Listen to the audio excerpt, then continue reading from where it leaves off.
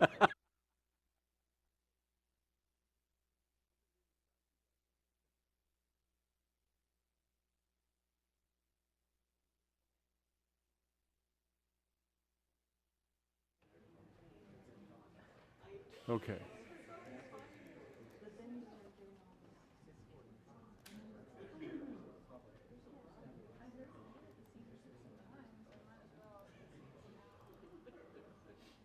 Okay, are we ready? Yes, sir. Ready? Lisa, you ready?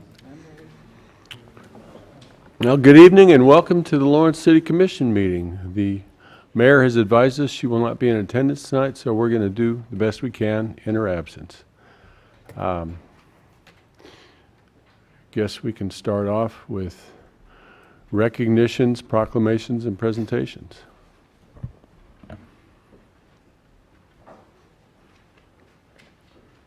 Good evening, Vice Mayor and Commissioners.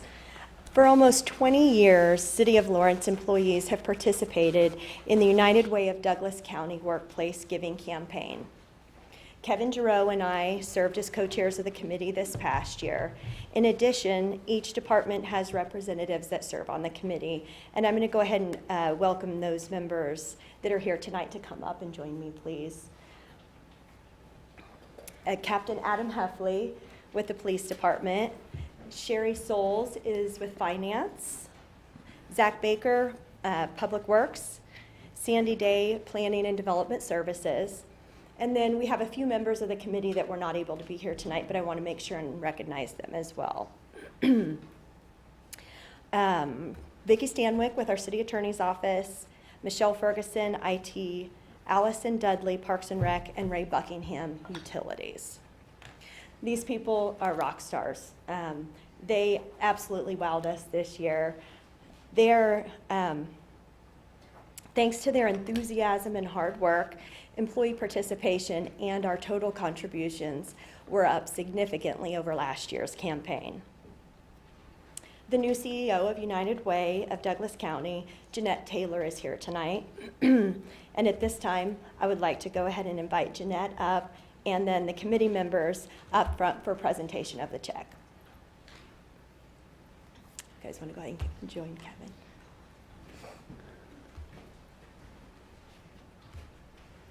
So this check that we're presenting tonight represents the generosity of city employees and their commitment to making our community a better place.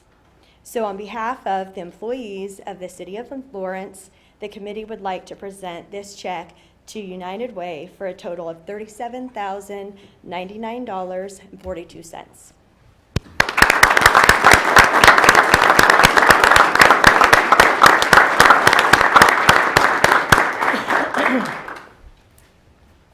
Thank you very much. Thank you. Can I say something for Sure. Absolutely.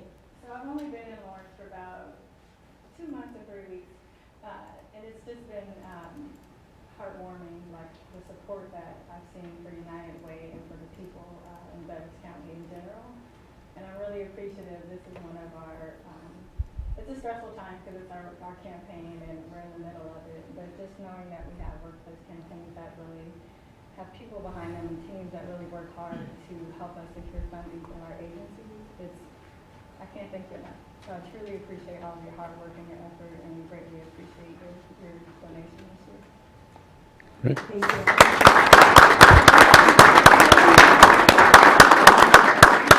Well, thank you, Sherry.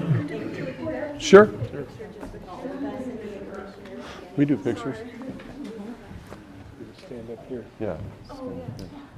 This way a little bit, balance this out. There we go. There we go. There we go. Excellent.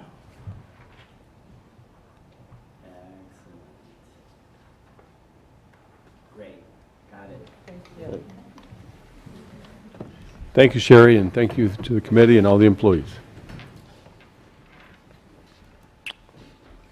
Okay, we'll go on to the consent agenda.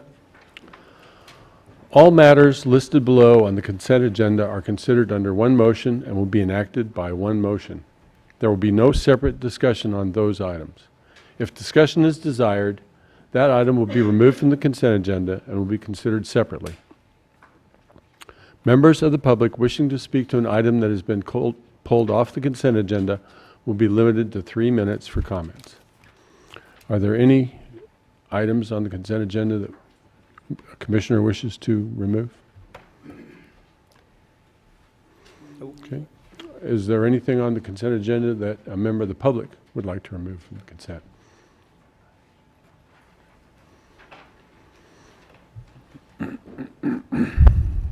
Okay. Tony?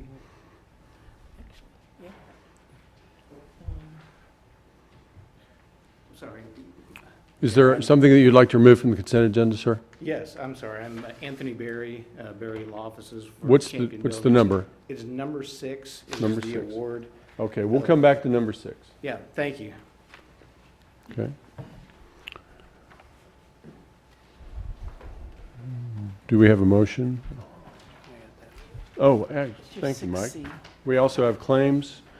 The total amount is $5,845,283.06.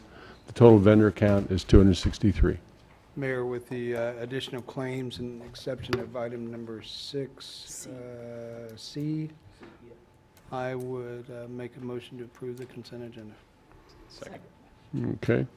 We have a motion. Second. Second here. Okay. All in favor? Aye. Aye. Opposed? Okay, the motion was from Amix, the second was from Herbert. Okay, 6C.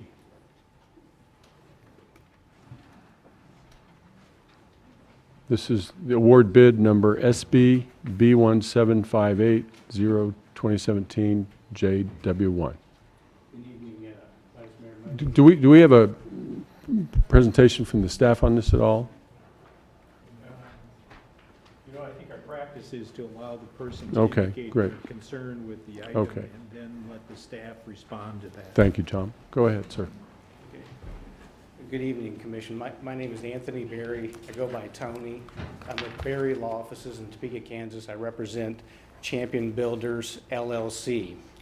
We believe we were the lowest responsible bidder for the Fire Station Number 1 project, and we were verbally notified yesterday by the architect that the city of Lawrence had elected to go a different route to the second or higher bidder. And so we quickly put together a letter, submitted a letter today by 12 p.m. to Bobby and had her circulated. I don't know if you haven't had an opportunity to review it. I brought hard copies because sometimes the pictures don't translate very good.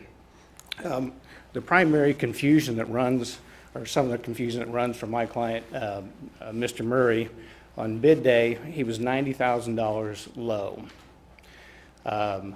Since bid day, he has exchanged some information with Mr. Zimmershed, if I said it right, I hope, including a schedule of values that the city of Lawrence would like to review.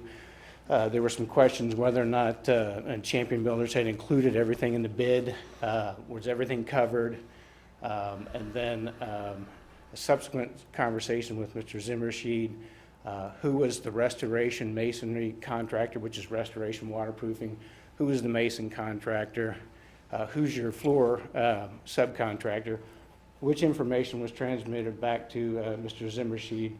And from the information and the conversations between Jay and Greg, we were led to believe and told that the architect did not believe there was any reason that the city would decline or disallow our bid. Verbally, we were told yesterday that the city had gone a different direction and was going to select the second bidder, or the higher bidder, which is higher than by $90,000, BA Green from Lawrence, Kansas. We felt compelled to bring this to your attention because we didn't feel that that was in line with an obligation of selecting the lowest responsible bidder. I'm not saying anything negative or about BA Green or their qualifications whatsoever, but we had no reason to believe that our bid was improper. I see in the bid memo to the city council that there's reference to addendum 3, the list of projects dealing with the historical National Register of Places. And this is a general note in the bidding process.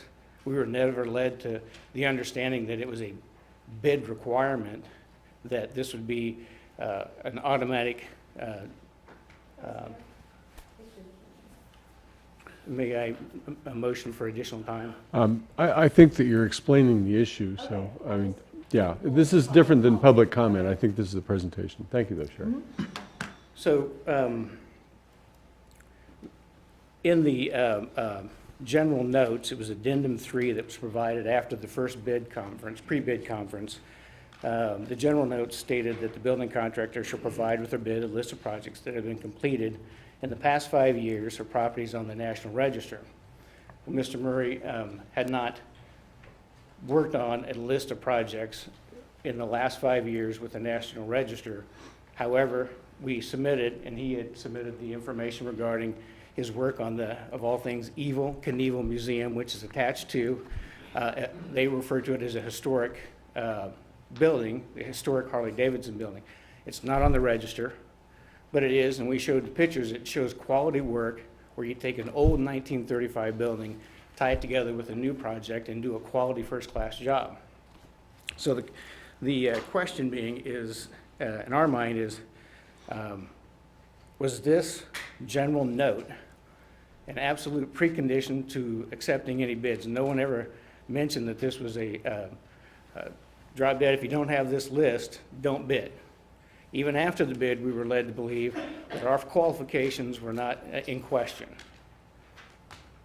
And we believe, for the benefit of the Lawrence residents, that you should select Champion Builders LLC as the lowest qualified responsible bidder on bid day, which was $90,000 lower than the next bidder, BA Green. We have, I think we've covered the majority in the letter of that. We have the qualified restoration contractor. He's been approved by the Historical Register for working on the masonry. The other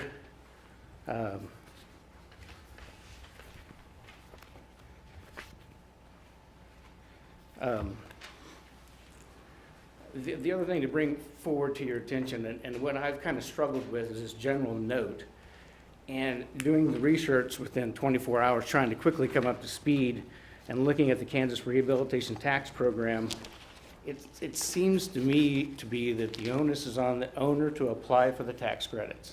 And then as the builder, we are there as your team member to support you.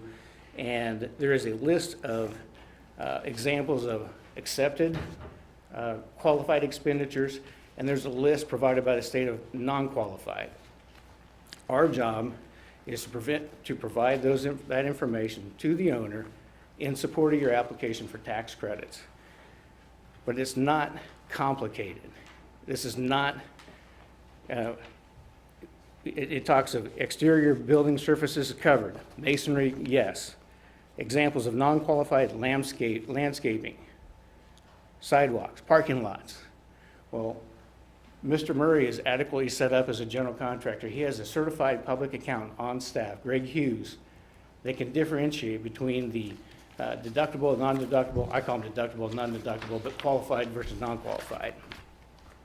And that is exactly what the instructions, they talk about qualified rehabilitation expenditures, any amounts properly chargeable to capital accounts. Well, Okay. you're not talking about building, you're talking about a CPA. You're talking about someone that Okay. can help the city get your tax credits and your money from Okay. the state of I Kansas. think you've made your points. Is there anything else you want to say to sum up? No, just, I want to say thank you for the time. Sorry for the rush. Sorry for the big push and the dump of a novel, so to speak. But again, we feel in the best interest of the city of Lawrence that the lowest qualified bidder, responsible bidder, was Champion Builders on bid day. Okay, And that has not changed. thank you. Okay. So, Tom, we have a staff. Yes. Chief, you want to go forward? Invite Jay up with you, too. Good evening, Vice Mayor and Commissioners. Mark Bradford, I'm your fire chief, and with me is Jay Zimmershed of Zimmershed Architecture, who is our architect and consultant on this project. As presented, we did review the 6 bids that were submitted on bid date, and as mentioned, the low bid, in our opinion, in my opinion, does not meet the intent of the bid and is not responsive to the bid requirements. Jay will talk a little bit about that, the issue related to the legal pieces of the letter that was presented. I believe Tony will address any questions that you have to that. So Jay's here to answer questions related to the bid and the bid review process. Okay.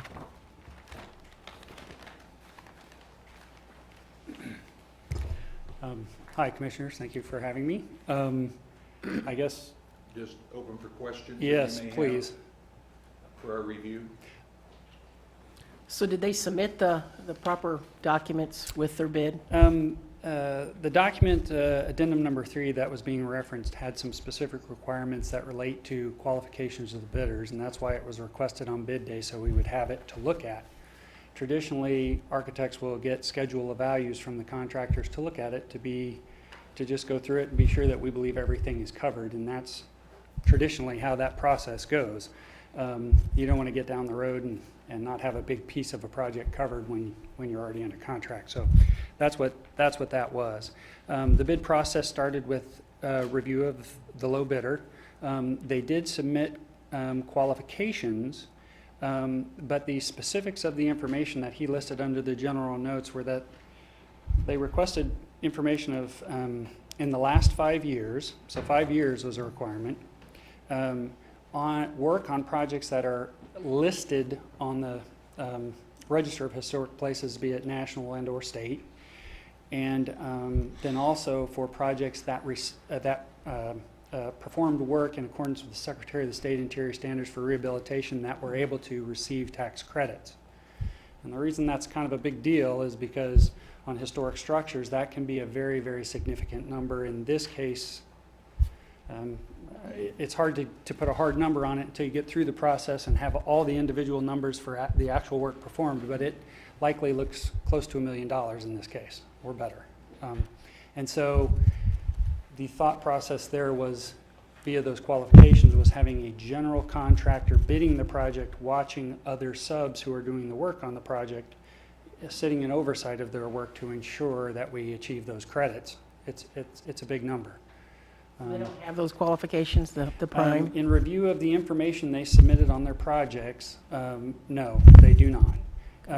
The projects that were submitted, the one that he referenced, which was on an old building, doesn't necessarily qualify as a historic building in the eyes of the state or the federal government. And so, yes, that is a very old building, but it did not, it was not required to meet the Secretary of the State Interior Standards in order to achieve tax credit funding. It did not. Okay. Well, I noticed in the bid tabulation page that you guys, that you Yes. provided for us, Yes. that the BA Green Construction and the Champion Builders bid under historic experience, both of those are checked as having that experience. It What was is, something that was submitted with the bid, and so I classified it in this case as being received. This Okay. is a reflection of public documents that, are so this available. wasn't an indication that it met the criteria? No, this is just, it was It received was on bid received day. with the bid? Correct.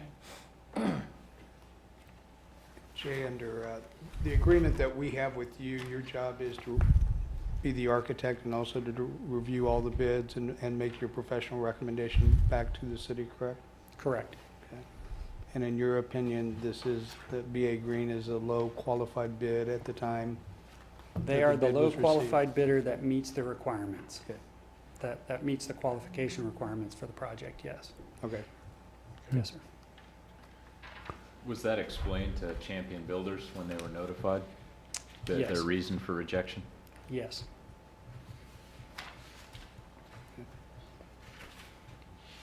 Any other questions? Are there any questions for legal? or Not for me. historical, I forgot to mention that. I think Lawrence I wouldn't here mind does. hearing from Tony on it, since there was indication in the attorney's letter that kind of implied that we needed to follow the low bid process. Could Tony, if you could explain that, please? Good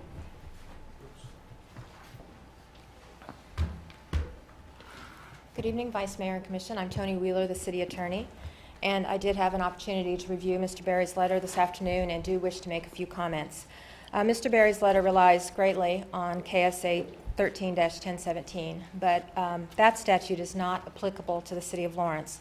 The city passed Charter Ordinance Number 19 in 1984, making KSA 13-1017 inapplicable to the city. The city is exempt from that statute and instead operates under substitute provisions set forth in Charter Ordinance Number 19.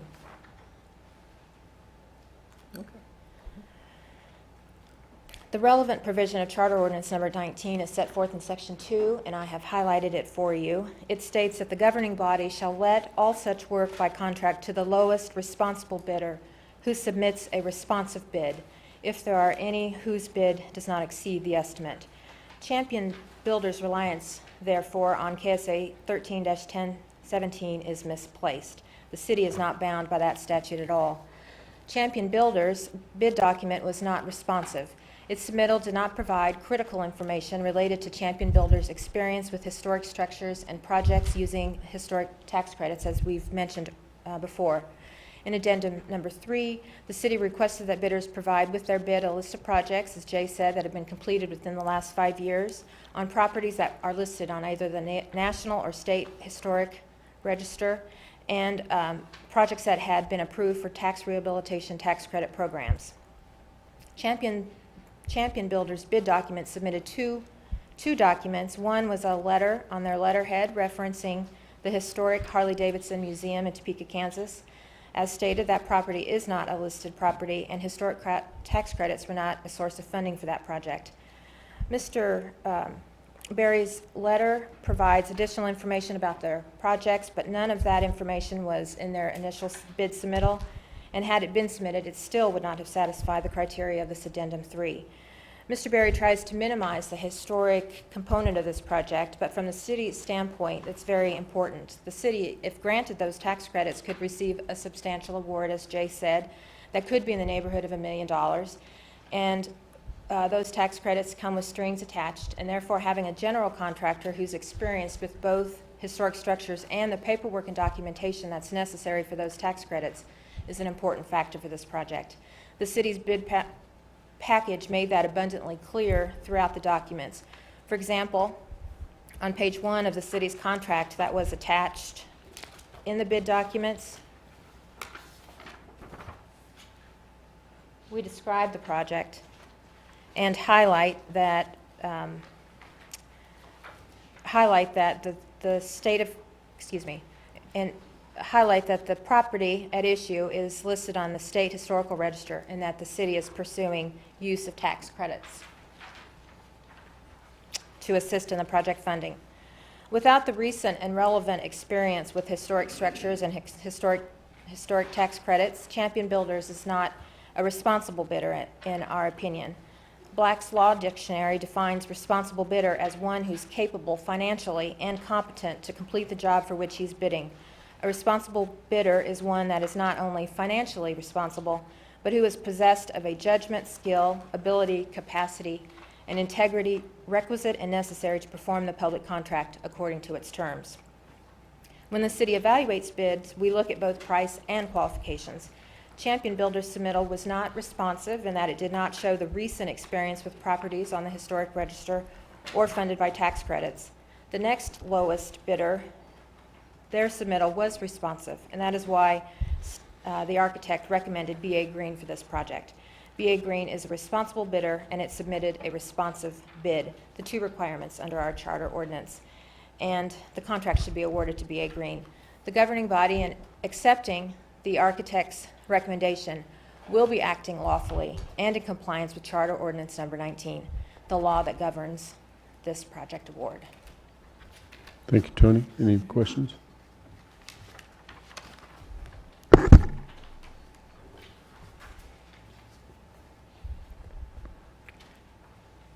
Any questions related to historical information that Lynn might be able to answer for you? I've got Did BA Green, how many projects did they have listed? Jay, do you want to come up since you did that evaluation? Oh, Lynn, can- We have about 2 pages.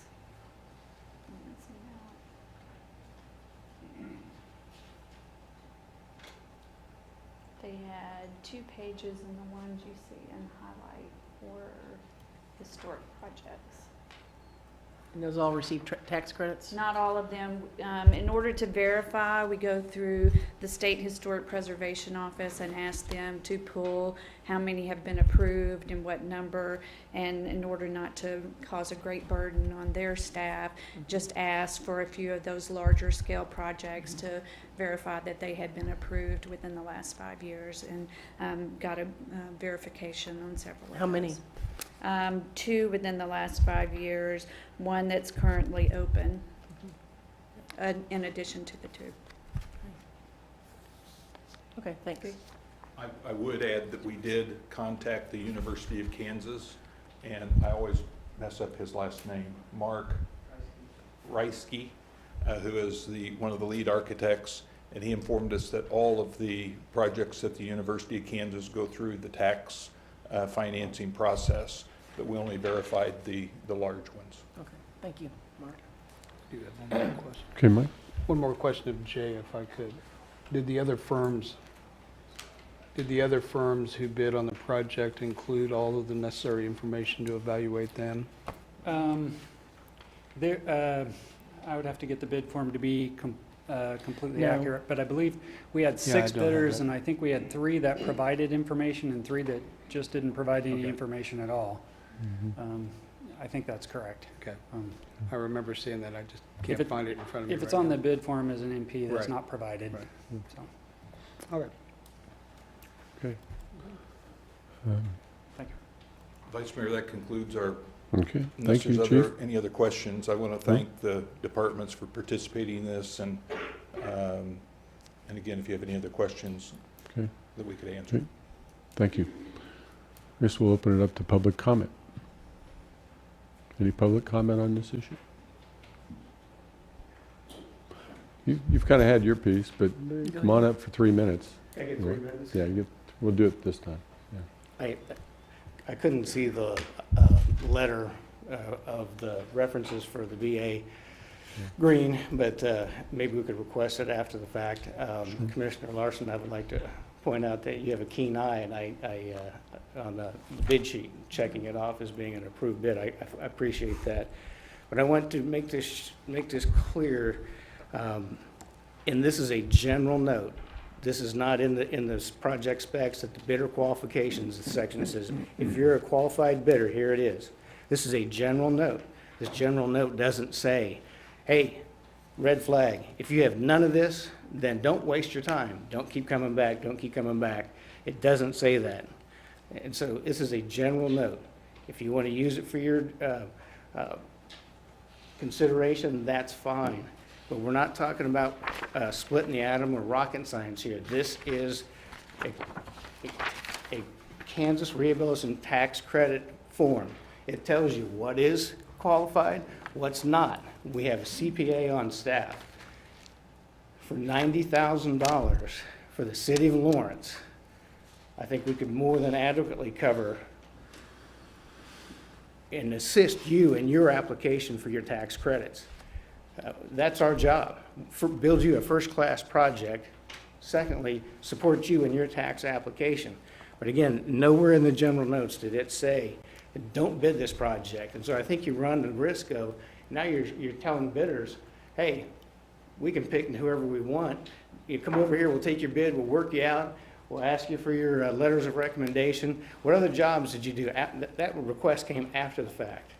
What other jobs have you done in Lawrence? I think it's a slippery slope for a public body to take the higher bid at about $90,000 to $100,000. That's a lot of money. I think somebody could go through this list and figure out what's exempt, what's authorized and what's not. So again, Section 2 cited by Tony sounded identical to KSA 13-1017. You're the keeper of the public funds. It's your job to make sure that there's no favoritism, impartiality. Your job is to make sure you are the stewards of the public's money, whether it's charter, Section 2, or the statute I provided to you. And I can leave you with these. This comes right off the historic site. This is CPA material. This is not building a $5.2 million job. This is for a CPA. We have a CPA on staff. But I want to thank you. I wish you the best of luck in your decision, but we believe we're the lowest responsive bidder. Thank you. Thank you, Mr. Berry. Any other public comment on this issue? Seeing none, let's take it back to the commission.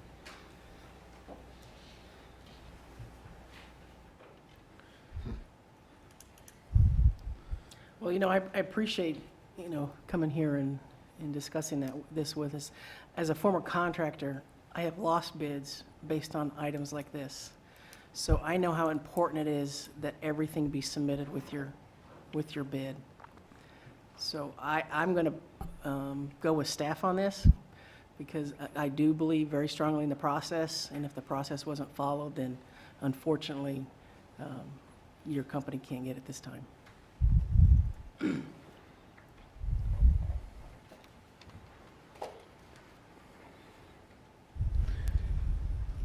Well, I guess I look at it this way, we hired Zimmershed Architecture to do the work for the renovation project and oversee all of the bidding process, and to make that recommendation and go through and make sure that everybody followed everything that was asked for in the deal. And it seems like, that we do have that professional recommendation after everything was looked at and bid on an equal basis. So I believe that based on that professional recommendation, that I believe that I would go with staff's recommendation. Yeah, I don't think it demonstrates that we're showing favoritism when we select a company that can demonstrate that they've worked on state and federal historic properties before, particularly when we're dealing with a project where up to 20% of the value can be redeemed via tax credits. That becomes a much bigger issue in guaranteeing that you get a bidder that can demonstrate in the past that they have done this work. And unfortunately, on the application of Champion Builders, that could not be demonstrated. I think we go with the lowest bid that can demonstrate they've worked on historical structures before.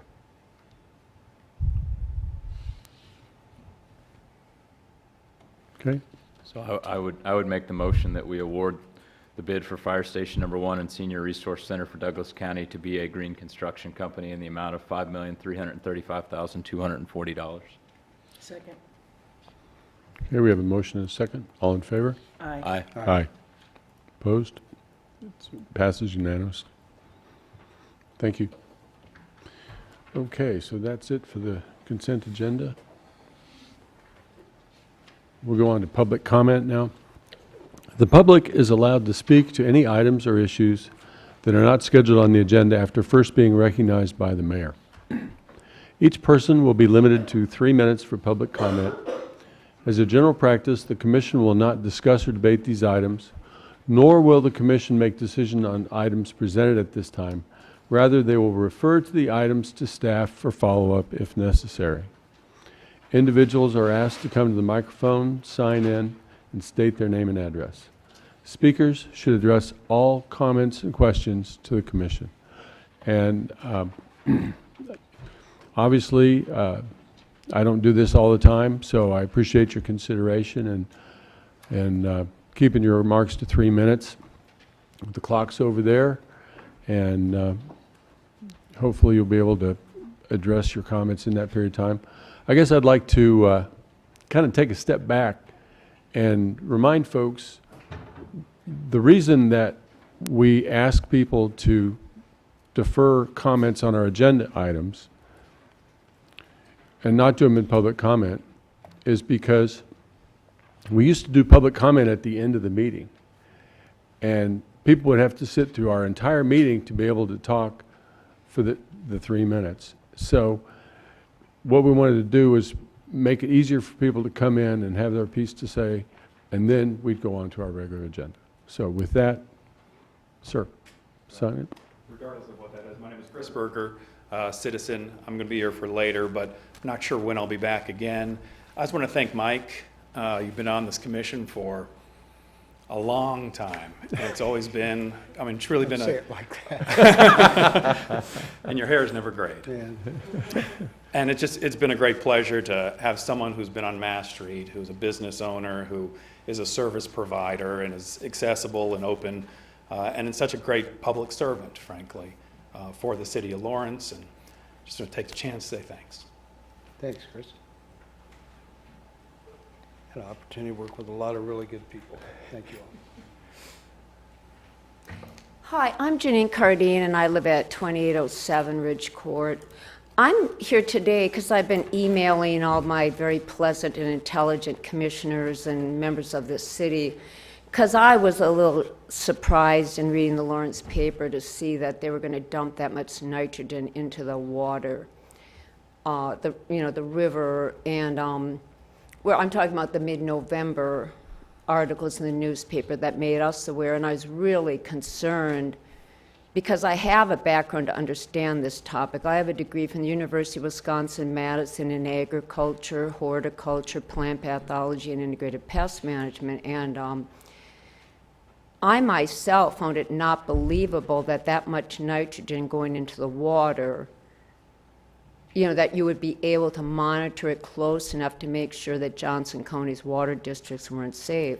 Then the next article that shows up in the paper is one stating Water One's spokesperson, the Johnson County Water District, being shocked that you were doing it, stating they have another source, the Missouri River, and they would have moved to it, and they do have no research model to monitor that frequency of nitrogen.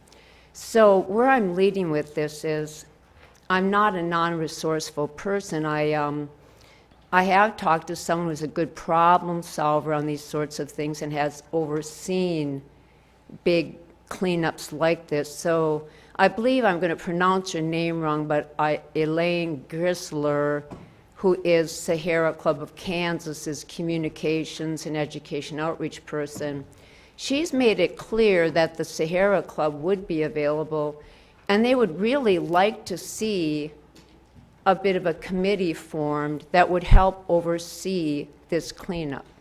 I know you have so many committees already, but she meant specific to this site's cleanup, and have some people like, a Sahara Club member on it to make sure that you're really, she's not as sure, and nor am I as sure, that the Kansas Department of Health and Environment will really follow and regulate this close enough, and could there be a committee put together to watch it? She believes by February 18, in 2018, she told me that something more biodegradable was supposed to be in place already for this water cleanup.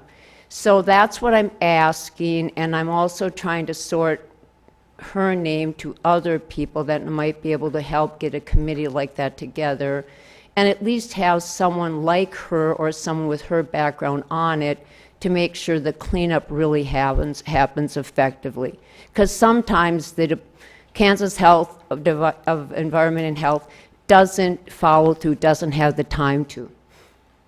Thank you, Gene. We're fortunate that we have a scientist here on our commission who's been looking at this, and also our talented staff. So I think we'll just refer this to staff for follow-up.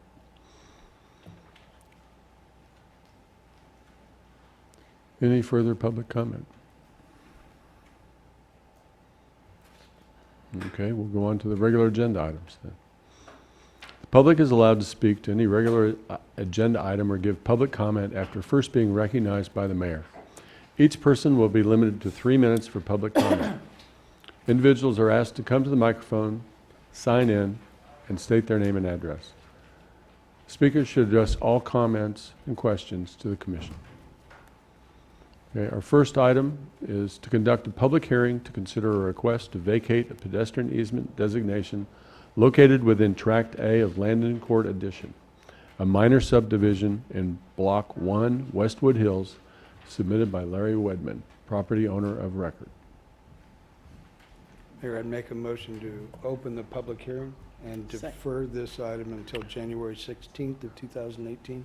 Second.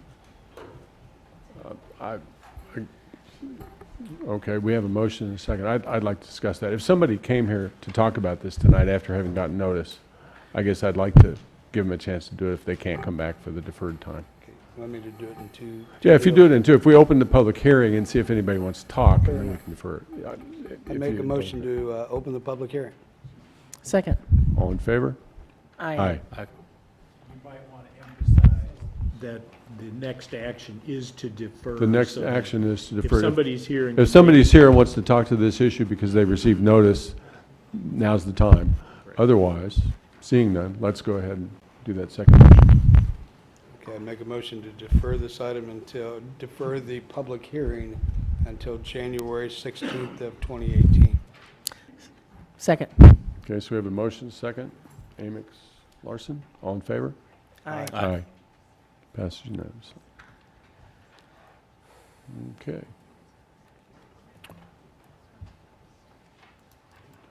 Okay, so we're going to consider the following items to the police facility, and we'll just do these one at a time. A is to consider designating approximately 16 acres of the city-owned property located at 5100 Overland Drive as the site for the future police facility.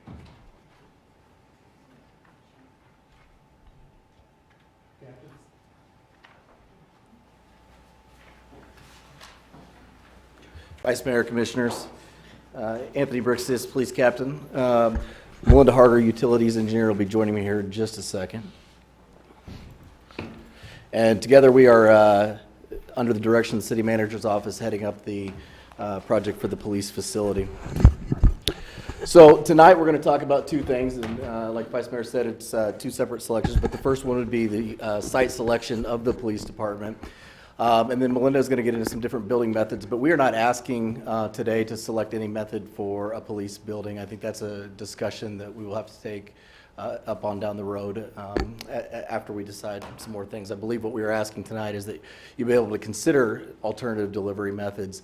And I know that the city has used some of those methods in the past, but I think the language of the ordinance actually has to be cleared up just a bit. So as we talk about site selection a little bit, there is a little bit of history involved, and I'll try and make it as brief as possible. So in 2011, as we started this process, we began to get a needs assessment study, which occurred in 2012. Part of that needs assessment study was looking at original sites where the police facility could best be. So on this map, you have the 17 original, both public and private sites that the committee evaluated, and that committee was made up of the architects, city staff, and also police staff. Now, one of the things that I think is of note here, as you look at it, is there are not very many opportunities in the heart of the city, and I know that that's something that's come up quite a bit, but there simply aren't areas that were very well considered, or, excuse me, let me rephrase that, that were possibilities. You know, you look at the two areas that are in the center of town, Castle and Bob Billings, that property belongs to KU, the University of Kansas, and we did reach out to the University of Kansas to see if they had an interest in partnering, and they did not. And the 21st Street and Iowa Street, right there by the fire station number 5, has about 4.5 acres, which does not meet the 4.5, or excuse me, the 13.1 acres that are required. So a ranking was established of these original 17 sites. And I do think it's of note, because we're going to talk a little bit about Overland and Wakarusa Drive tonight, that Overland and Wakarusa was the #2 overall site at that time based on the committee. And so some of those things were adequate green space, expansion potential, public accessibility, and then just site acquisition, of course, because it is a city-owned site. Now, just for the purposes of graphic, I was only really able to get the top 10 on here that you can see, and you see there is one other spot, the East 19th and Haskell, but that also did not meet the recommended 13.1 acres that the architects believed that we needed. As we move on to 2014 and we come with the police facility vote, five sites were established as the finalists, and I won't go over them in great detail, but I think it's important just to kind of touch base on where we've been. The first is the Fairfield development, and this was a privately owned site, and it is no longer available for acquisition. The second is 31st in Oslo, 31st in Louisiana area, and again, this was a privately owned site that is no longer available. The third was the McDonald site, which was the site actually selected as we came upon the police facility vote. And as you well know, we received a great deal of feedback about looking at a city-owned site, and that the public believed that purchasing a site was not the best option for the city. So there was two remaining sites, and the first was Venture Park. And in the actual original study, Venture Park was not considered of those 17 sites because of its desire to be used for economic development, because we've put so much money into that. And also, I think a little bit as far as the location and what's around it for desirability. And then the last site was the Overland and Wakarusa Drive site that, as you saw earlier, was the #2 overall site, and we will talk about this site a little bit more. Anthony, just real quick, when you say the sites were no longer available, does that mean the property sold, or? They're sold to a different person. So I guess in theory, if the new owner wanted to put those sites available, but the same people that were offering us the sites at the time, my understanding is that they no longer hold those sites. Did we check with them, the new owners? We did not, based on what we're going to get into Okay. here in a little bit of the city-owned site portion.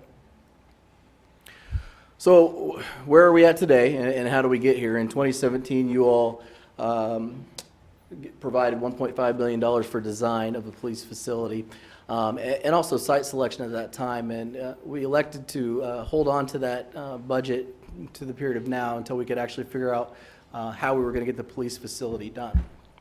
In April of 2017, I spoke with you all here in these chambers, and we talked about a phased facility approach that the city manager had recommended and had gotten with the police department, and believed that it was a little bit more palatable for the public to take this in phases. And in the 2018 budget, you all granted $17 million for phase one, and I think it actually shows in the 2019 budget, but some of those processes actually start now. When we talked last here in April, while I don't know that we were given specific direction, what I heard from each and all of you, as well as from city management staff, is that we really need to focus on a city-owned site, and that's what the public has given us, or the mandate the public has given us. So what I did is got with Director Scott McCullough about the sites that the city owns. The city owns 71 sites that are 13.1 acres or more.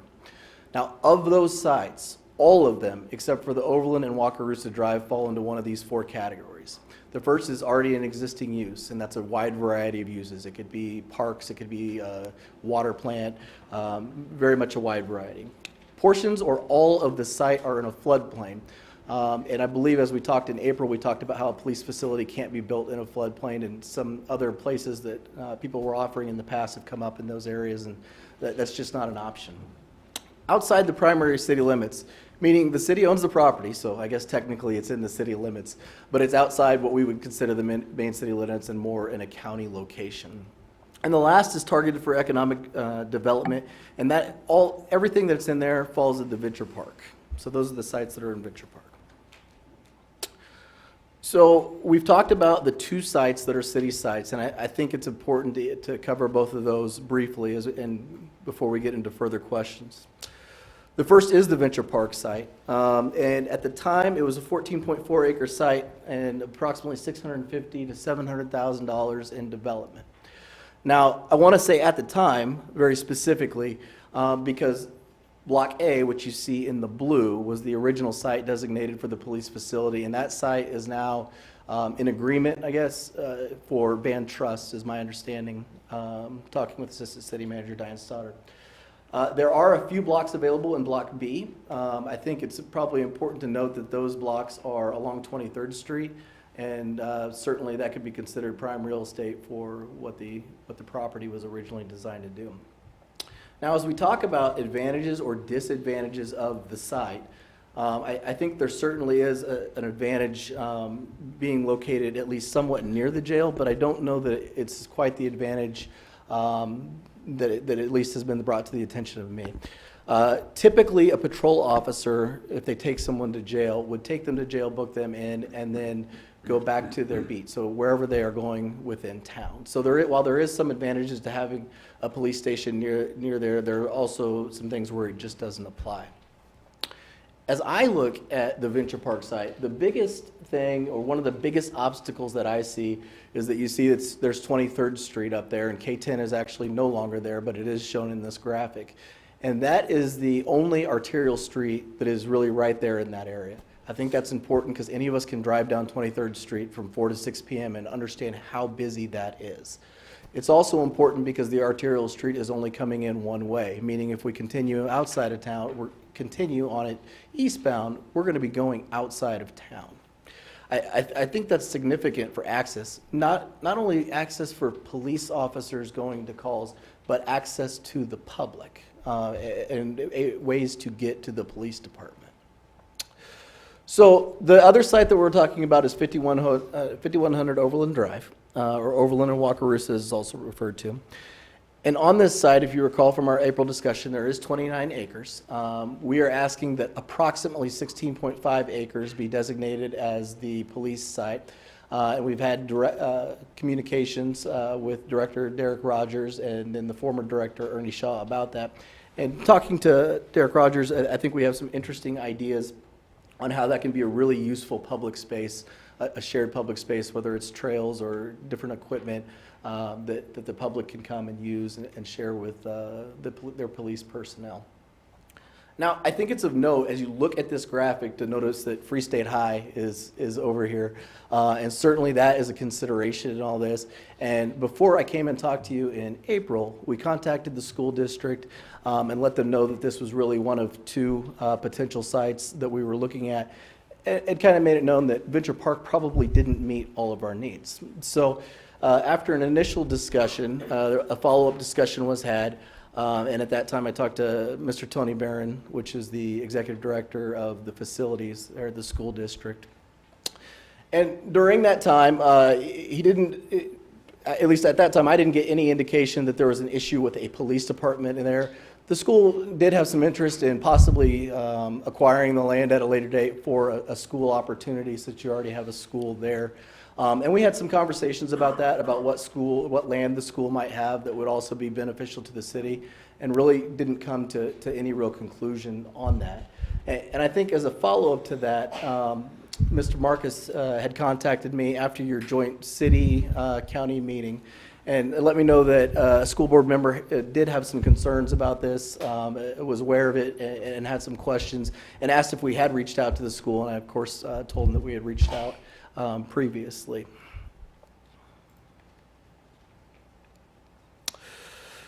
So on this site, and I don't know if I mentioned it or not, the development costs were about $300,000, and these are 2014 dollars, but that's about half the cost of the Venture Park site, or at least the site that was located at the time. So on here you do see a rendering, and this is just a rendering, and this 16.5 acres is not necessarily the 16.5 acres that the city would decide to use.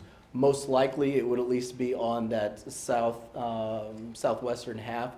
But looking at the land, there are some obstacles right along Wakarusa with some that might be more beneficial for trails and things of that nature.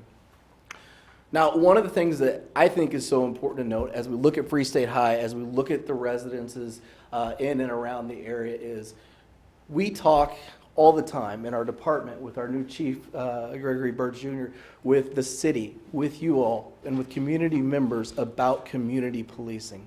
And to me, there's nothing more important to say than to be in the community. And this is certainly there. We're in the area of businesses. We're in the area of schools. We're in the area of residences. And to me, that's significant. We've talked about a little bit about the arterial streets and options for the community to get to us or us to get to the community. And you can see Wakarusa Drive along here, and we know that 6th Street goes along there too. So those are two major arterial streets. And beyond that, you also can get to Castle Drive pretty quickly, and also Bob Billings Parkway.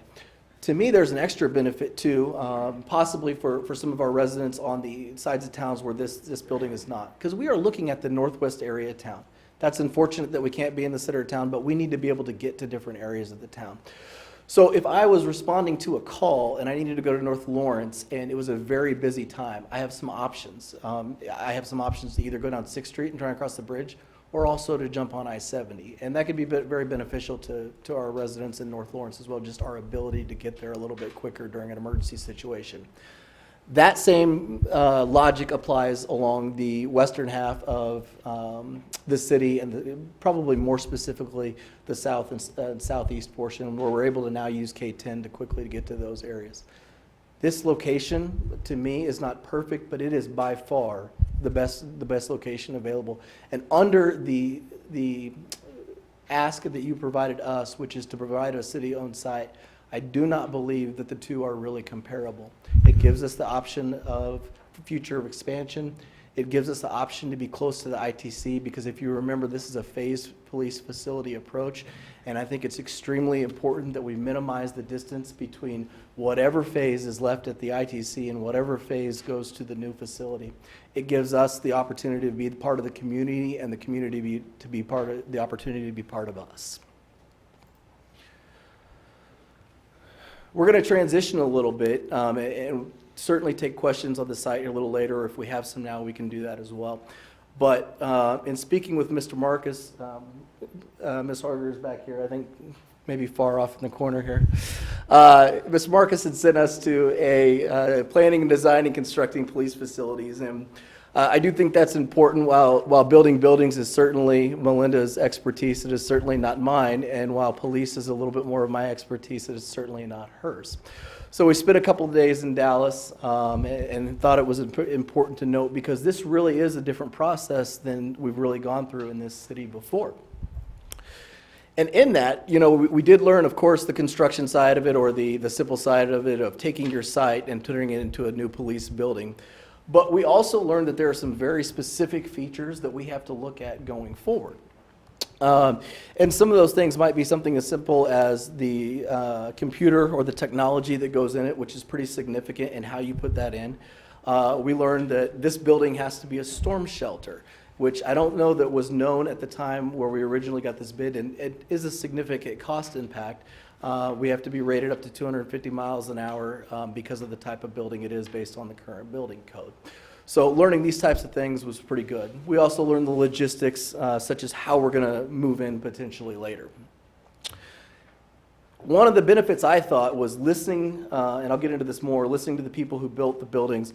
And the first thing that they told us is make sure your community's involved and find ways where they get to be a part of that. And it may not be selecting everything in the building, but it's certainly maybe having a committee and talking about what this park may consist of, what the exterior paint color may be, something that really involves the community. Of course, involving the city commission. And making sure that you're up to date. And if you notice, the very front of this presentation was an open book. And when Melinda and I started this project, Mr. Marcus gave us very clear direction. And that direction is that we really need to be an open book. And we need to involve all these parties and make sure that the process is out for everyone to see, and that it's a good process. And lastly, we need to involve our police officers. And these folks were certainly excited, and every day I get questions about what we're going to do here, and I really would like to see this. And these are the people who are working in the building and need to know, need to tell us how everything would fit them best. We learned methods, and Melinda's going to talk to you about that quite a bit here. Some different opportunities or potential methods that could be successful. And then we went and visited facilities, and I do think that this was a particular importance. We visited 3 facilities in Dallas. It might be the simplest thing, like the entryway, and how inviting is that to your public. And we saw several examples of how those are good and how those are bad. It might be something like an EOC room, or simply picking out the correct chairs and tables and functions that really fit the needs of the room to spend our money, the city's money, most wisely. And then in that top right-hand corner, what you see is an individual giving us the tour, and that was probably one of the most significant things, is we get to talk to people who do this and have done this, where in this city at least, we haven't done it for this type of facility. So, and speaking with Mr. Marcus, we plan to probably take a few more trips just to make sure that we have as much contact as possible so we can do this the correct way for the city of Lawrence. So with that, I'm going to turn it over to Melinda. Good evening, Commissioners. I'm Melinda Harger, Utilities Engineer, and I'm going to go over some different types of project delivery, including the one that we most commonly use now, and then some alternative delivery.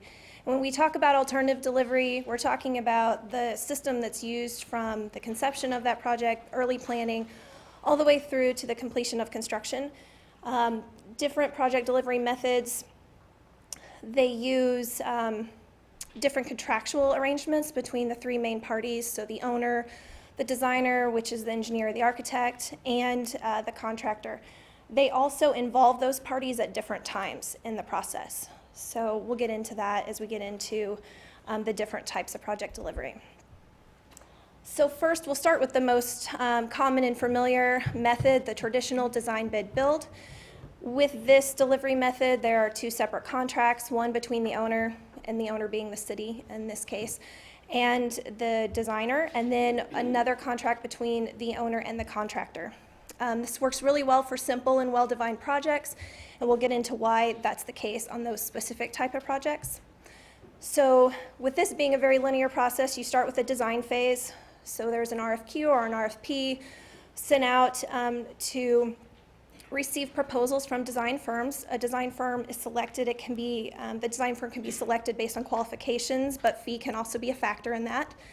And that design firm is then tasked with putting together the design documents. They also can help with permitting and planning and those type of things. The design documents are very detailed plans and specifications, and with a traditional design bid build, you need to make sure they're including everything you want. They have to be very detailed. As few omissions or errors or any of that, the better, because you get into issues later on that can cost money. So the design firm puts together the biddable design documents, and then at that point, the owner solicits bids. So there is a typically 3 to 5 week bid period, and this is the first time that bidders actually see the detailed design documents. So during that month-long process, they're picking up copies of the plans and specs and trying to learn as much about the project as they can in that short window. So even though a design may take anywhere from 6 months to a year to put together,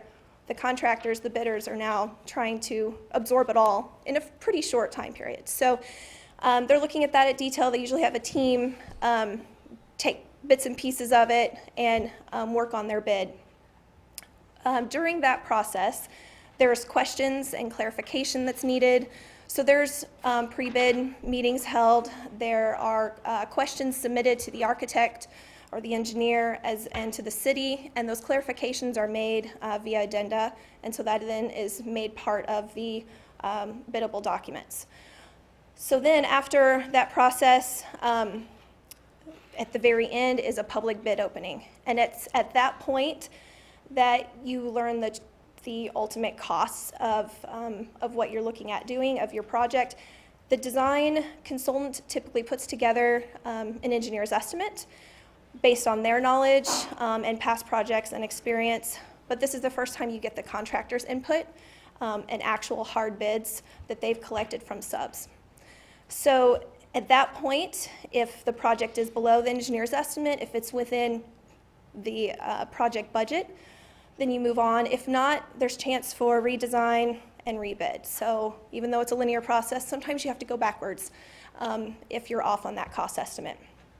So after the low bidder is evaluated, again to determine if they are a responsible bidder, typically the low bidder is awarded the project, the lowest responsible bidder. And so that contractor then completes the construction of the facility.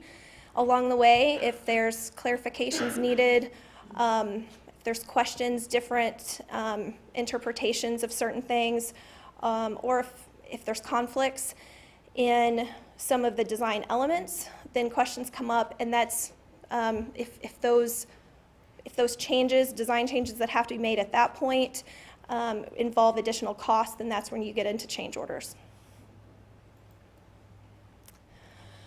So that was the traditional design bid build method of project delivery. All other types of project delivery are typically called alternative delivery.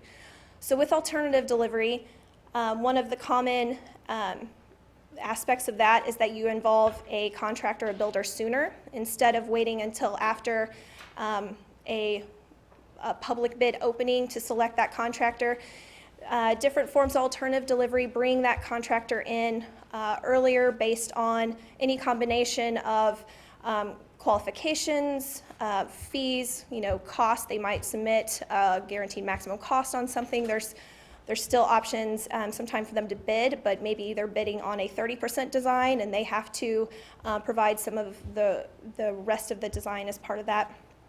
So bringing the contractor in earlier means that you have all three entities involved in the design: the owner, the designer, and the contractor. So you increase the collaboration that can take place during that. So that allows for more innovation, new ideas. You can involve technology more with building information modeling. So there's benefits with that. And also it allows the team to make early informed decisions. So as you can see from this graph, your typical effort is toward final design and then getting the contractor reviewing those design documents. Here you're moving more of that effort to earlier schematic design and mostly into schematic design and design development. So you can make decisions on alternative materials, alternative approaches to things. You can look at new technologies. And so those changes are able to be made earlier on in the project. You can take advantage of the contractor's knowledge when it comes to constructability. And also you're getting costs at various stages through design. So you're seeing how you're spending your dollars, what's the best value, give and take. I could have this or I could have that, which is the priority. So moving those early informed, having those early informed decisions also will mean that there's less costs due to design changes later on in the project, because the further you get closer into construction and into construction, the more costly any change is to the project. So with that, there can be some increased quality with alternative delivery because you're getting that input from the contractor, less rework because they are well informed on the design intent, so less having to rip something out and replace it. Costs can be lower. You're shortening the schedule, so that takes out some of the additional cost just because your project has a longer duration, but also you're getting those cost estimates and able to use, again, your dollars and prioritize that and use the dollars wisely. I mentioned the schedule. The schedule seems to be one of those aspects of alternative delivery, one of the benefits that most people are aware of. With the linear process of a traditional design bid build, you have that month-long bid process where the bidders are looking over the design documents prior to the bid opening. But then you also have the review of the bidders, the project award to the lowest responsible bidder, and then the time that it takes to go through and review and execute the contract. So often that can end up being a couple months. So with this, you're taking that out, as well as having the opportunity with the contractor involved sooner. In alternative delivery, many times you can have different bid packages. So some of the site utilities or some of the earthwork can happen sooner before a detailed final design is complete on the building and submitted to building permit review and all that. You could, some of those bigger items around, and the site plan's already been approved by planning, so you can get started on those areas of construction sooner. So sometimes you can take out as much as 3 to 6 months of your project timeline just by going with alternative delivery. And I'll get into this a little more, but there can be also some lower risk to the owner. Again, the risk of cost issues with having to rebid, but also fewer change orders. And then with some of the alternative delivery methods, there's just one single entity that you are contracting with, so that you don't have the issue of this adversarial relationship between, sometimes this happens, you hope not, but between the designer and the contractor when there is a conflict. Designer saying, well, this is what I meant. Contractor saying, I don't interpret it that way. And then you get into some finger pointing, and many times it's the owner kind of put in the middle of that. So you reduce that risk when you have just one single contract. So there are dozens of types of alternative delivery. The two most common, though, for public entities and for municipalities in this area are the construction manager at risk and the design build. So first, with the construction manager at risk contract or delivery method, you involve the contractor early during design, but the steps involve the owner contracting with the designer, and then at some point early in design, the owner contracting with the contractor. So still two separate contracts, but now you have the contractor's input. They can review constructability issues, and they can do those cost estimates during design. So you're not relying on a design consultant for those cost estimates. They can get input from different bidders that they're familiar with, subcontractors. Obviously, those are not hard bids or anything at that point, but they can get their input based on other projects maybe that are going on at the time. Hey, these are some unit costs that we're seeing right now in today's dollars. So this is good for unique and complex projects, definitely projects with logistics issues. If you're looking at a renovation or a rehab, if you're looking at a project that has regulatory issues, and things that might affect when you could start the project, if there's permitting concerns, then this is a good method on those types of projects. The construction manager is often selected on qualifications and then also a price component, because they have a percentage fee to assist during design. And then there's competitive bids received for the subcontracted work. So if the construction manager wants to self-perform some pieces of the work, they have to bid it just like the subs. And it's an open book policy, so the owner can look and review those bids.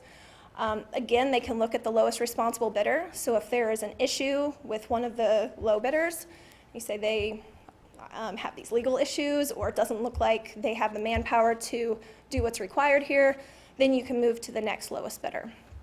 So it's not all put on the construction manager. The owner has some involvement in that as well. With a design build project, the owner has a single contract with a design build team. That team could be contractor-led, the team could be a designer-led, or it can be a joint venture where they're both on kind of equal footing, not one working for the other. With that, as I mentioned, there can be less risk. This allows collaboration from the very beginning of both the designer and the contractor. It's really good when you have a complex project that maybe has clear performance requirements, or maybe you just want that flexibility to have those innovation discussions early on. The design build team is selected on any combination of qualifications, schedule, and costs that are outlined as part of your process. And there's different types of design build, prescriptive and performance design build. They typically involve the owner putting out a set of bridging documents. Usually, there's an architect contracted separately on that just to bring together a schematic design level. And then design build teams will actually compete for that. And they could compete on a competitive bid type basis on, a lowest cost. Or it can be more, of a design competition or something like that. The difference between prescriptive and performance: prescriptive, you're trying to put down as many of those requirements with specifications, like this is what we want the building elevation to look like and things like that. With performance, I see this most often used with maybe like utility type projects where, okay, we need to convey wastewater from point A to point B.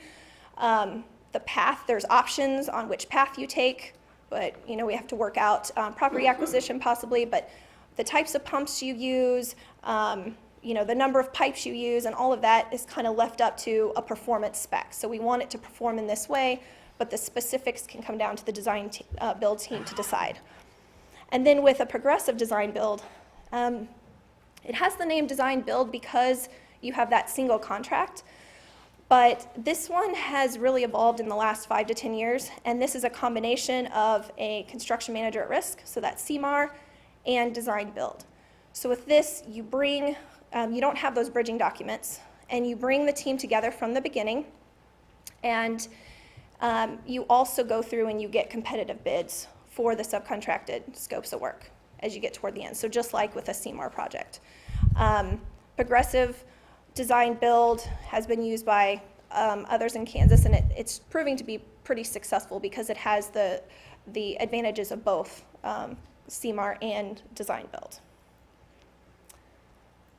So with the design build, this is just an example timeline. So for a given project, we could say for the police facility project, you select your site, and then you come back and you decide which method you want to use. For project delivery, you issue an RFQ or an RFP. At some point, maybe a year later after design, construction begins, and on a project about the scale of the police facility, a year after that, you'd have move-in.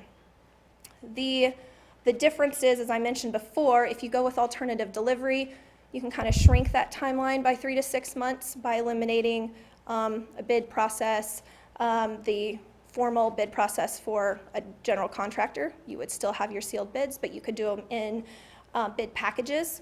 So what that does, as shown here, when you compare, it says design build. Some of this could also be other forms of alternative delivery. They also shrink the timeline, but your costs are established with a traditional method at bid opening. And with a design build or with alternative delivery, you know those costs throughout design. You notice there that the construction can overlap the detailed drawings, and so you can compress the schedule for the project. So past projects that the city has performed using alternative delivery, the most recent project is the library renovation. It was completed in 2014 using construction manager at risk delivery method. Then there were 3 utility projects completed using design build in 2007. This is Pump Station 16, a rehabilitation, the Yankee Tank Interceptor, and Pump Station 48, which also included force mains and gravity lines. So we've talked about tonight's site selection as well as kind of what we've learned with police facility design, and then we've discussed some alternative delivery. So what's next? Tonight we're asking for a selection on the site. We're looking at 5400 Overland, which is Overland and Wakarusa Drive. Then Tony is presenting a charter ordinance that would amend or repeal and replace the charter ordinance number 19. And what that would do is just provide additional wording, since that was established in 1984. That was prior to a lot of the alternate delivery methods, so they don't specifically call out that type of delivery method. So the new charter ordinance would mention that specifically. And then on the police facility itself, we are not looking at deciding on any type of delivery method tonight, so that is something that would come in the future. In a few months, we'll look at the different options and then present that to you for your consideration.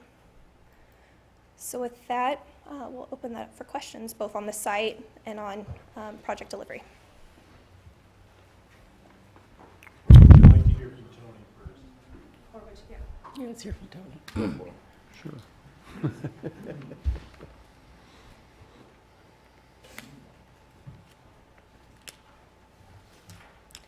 Good evening again. As Melinda said, I did prepare a draft charter ordinance for your consideration, and it was included in tonight's packet. The draft ordinance shows what the changes are, but I'll just highlight the significant provisions. As Melinda said, our Charter Ordinance 19 was adopted in 1984, long before many of these delivery methods were in place, and we think it will just be good practice to update our code to reflect these alternative options.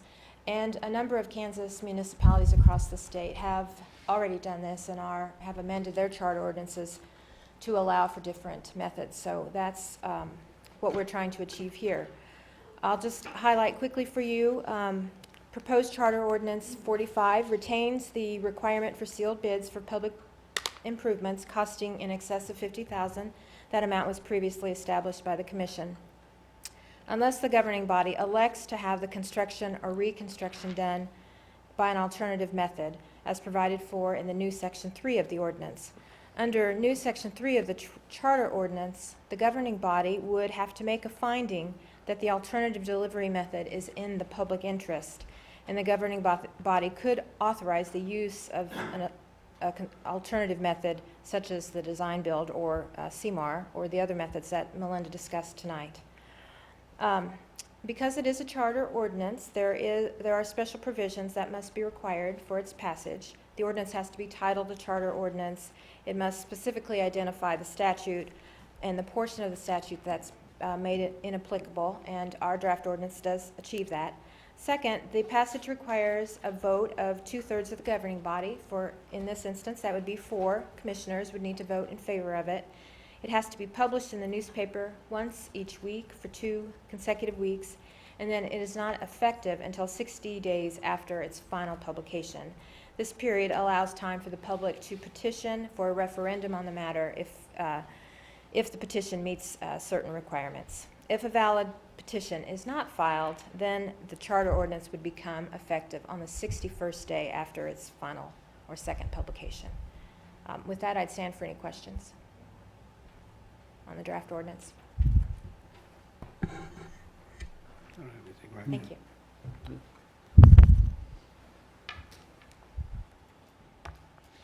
Okay. Well, we've heard the presentation. I think I was hoping we could have a discussion of the 2A considered designated the 16 acres. Yes, while they're up here, can I ask some questions of them? Sure, yeah. Melinda, would you mind addressing, I know there's been a lot of conversation in the public regarding whether or not this is a move towards no bid contracts. Would you address that publicly, please? This is not a move to perform our projects as no-bid projects. I still would see probably a majority of the projects going through a traditional method.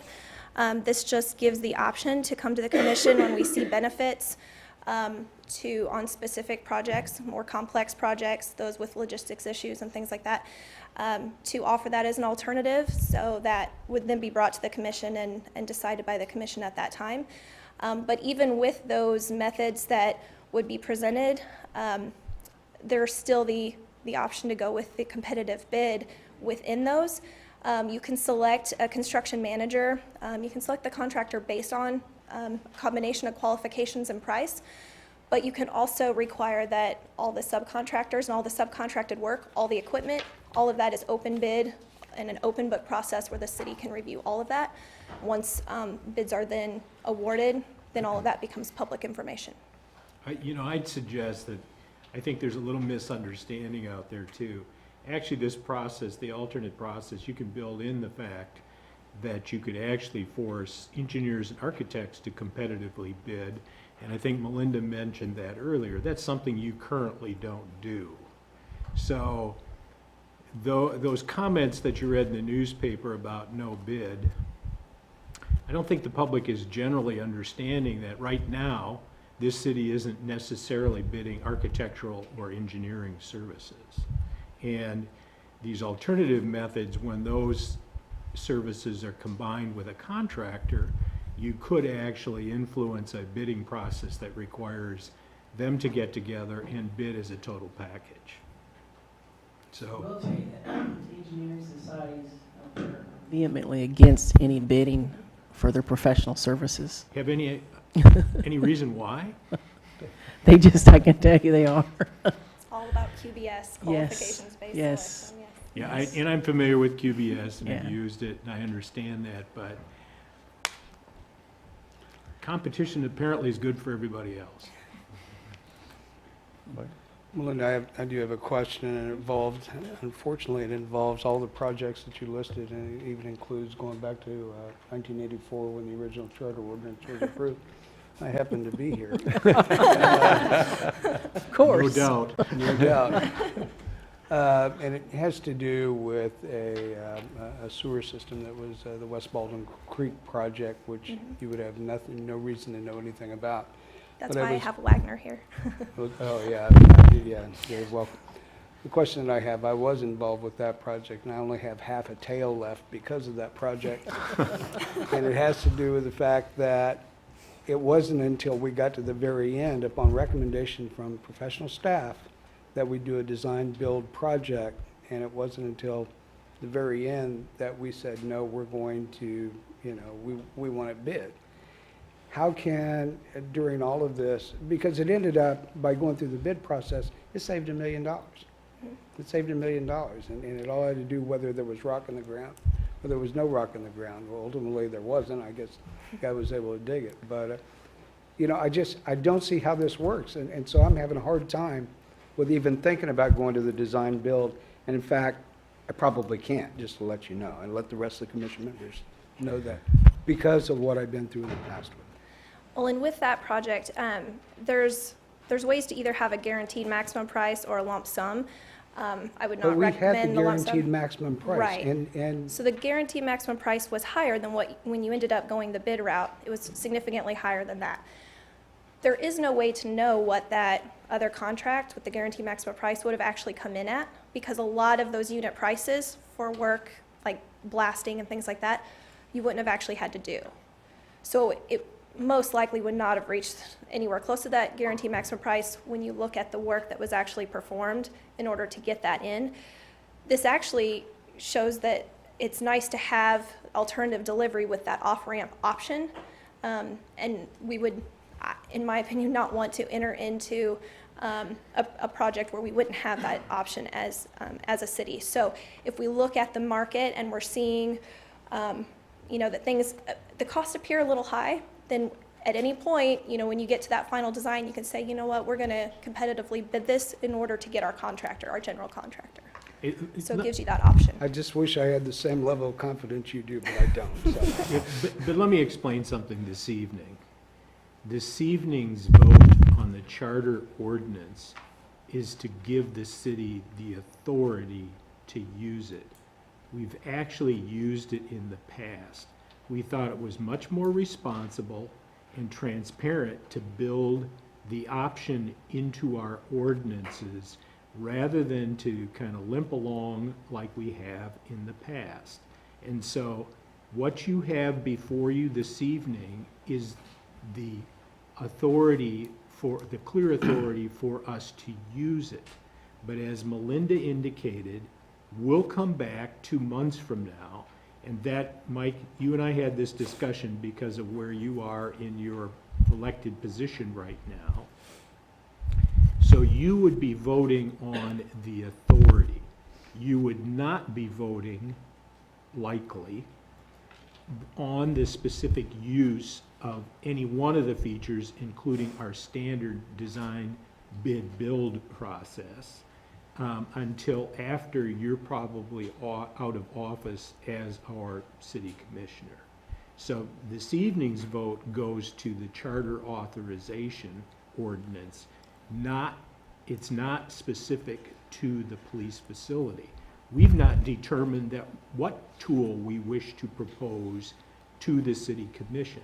And ultimately, it will be who's ever seated at the commission table to make the decision on the alternatives.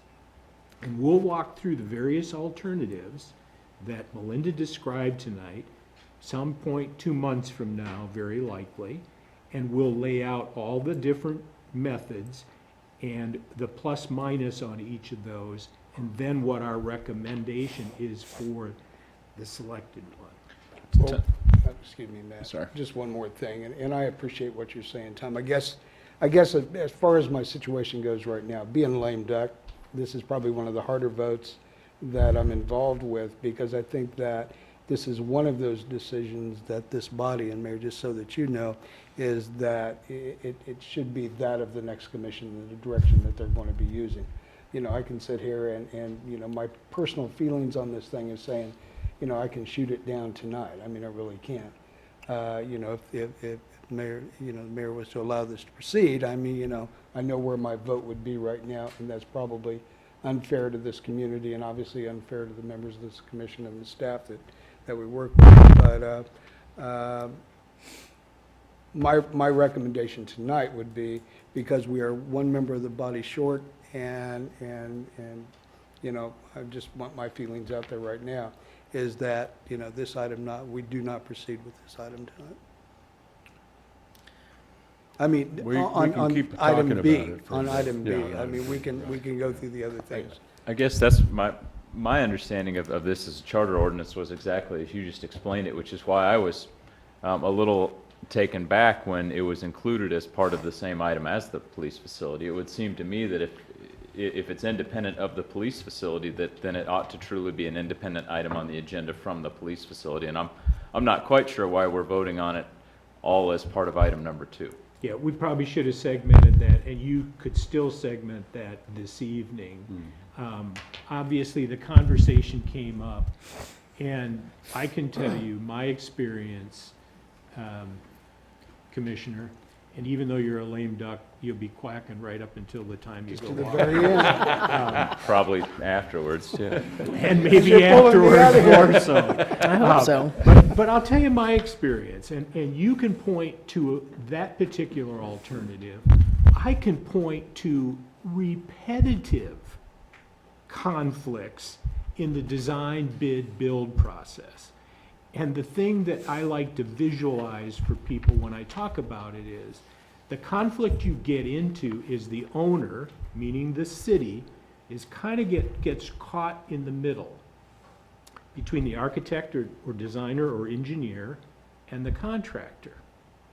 And so when something goes wrong, and I've always described construction as the last great frontier in this country, because you always find something that goes a little haywire over what you expected, they kind of start pointing the finger at each other, and usually the fingers on both sides get intercepted by the owner, meaning the city.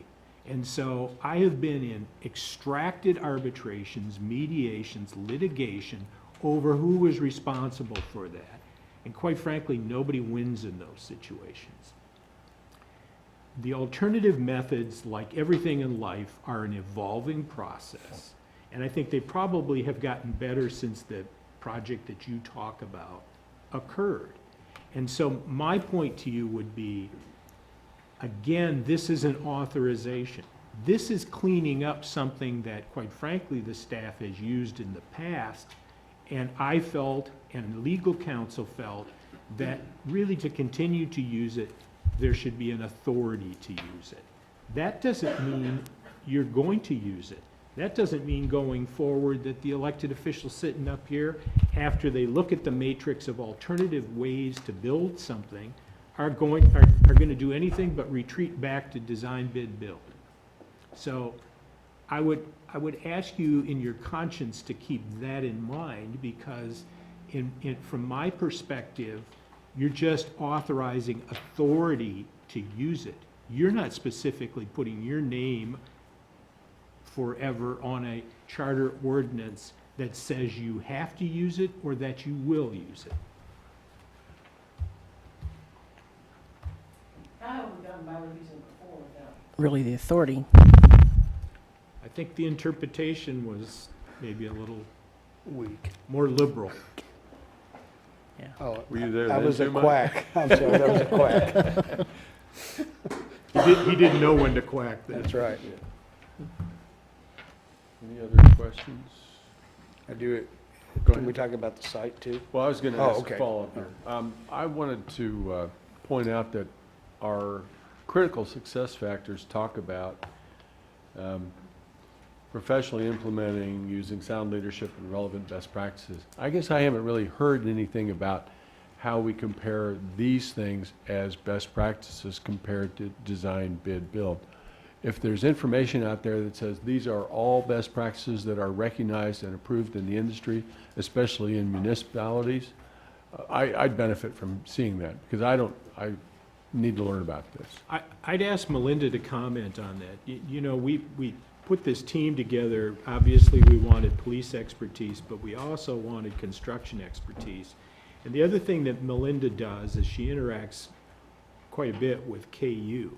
And maybe you could talk about some of the things that KU is advocating and teaching and using as well as an example of best practice in our area from the university, if you could comment. Yes, we've been working with a professor at KU and their research team that's been putting together, it's more of a project procurement method. It's called expertise-driven project delivery. And so this is a best practice for selecting, especially when qualifications are a factor on your team. So what they do is they've researched and worked with over 3,500 projects over the last 10 years.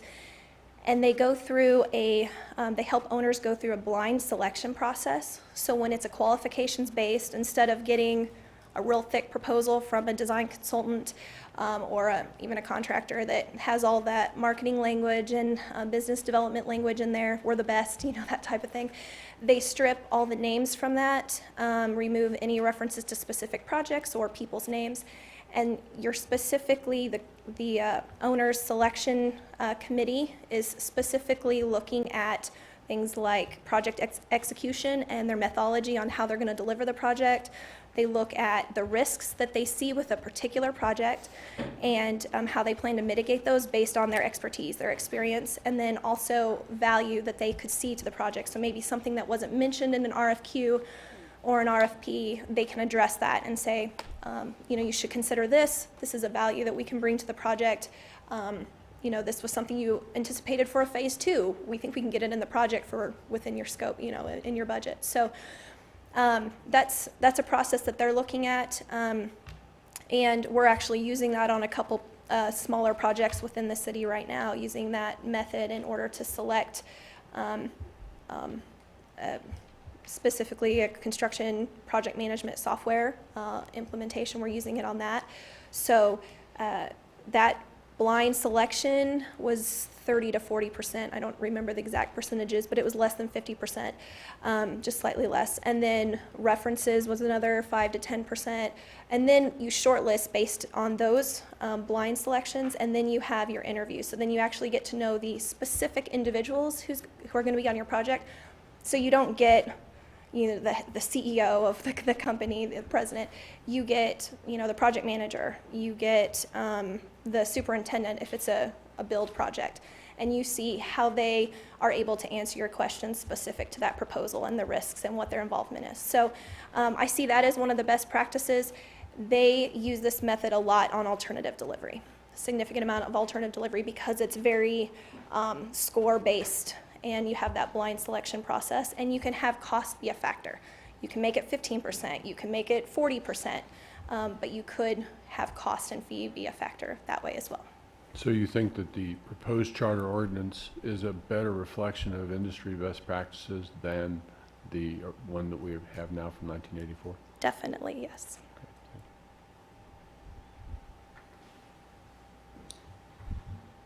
Okay. Now I guess we can ask questions about site selection. You had something you wanted to ask about site selection? Yeah, Anthony, I guess this one would be for you. And it goes back a little bit in time, and believe me, you know, I've looked at these sites over and over and over again. I have had time to do that and to make sure that we have the right one, and I look forward to a public comment this evening. But you had mentioned the KU site at Cassold and Bob Billings, and how, you know, we looked at that several years ago, and that was not available at that time. Is there any consideration given in going back? You know, we do have new leadership at the university right now, maybe going back and looking at that a second time?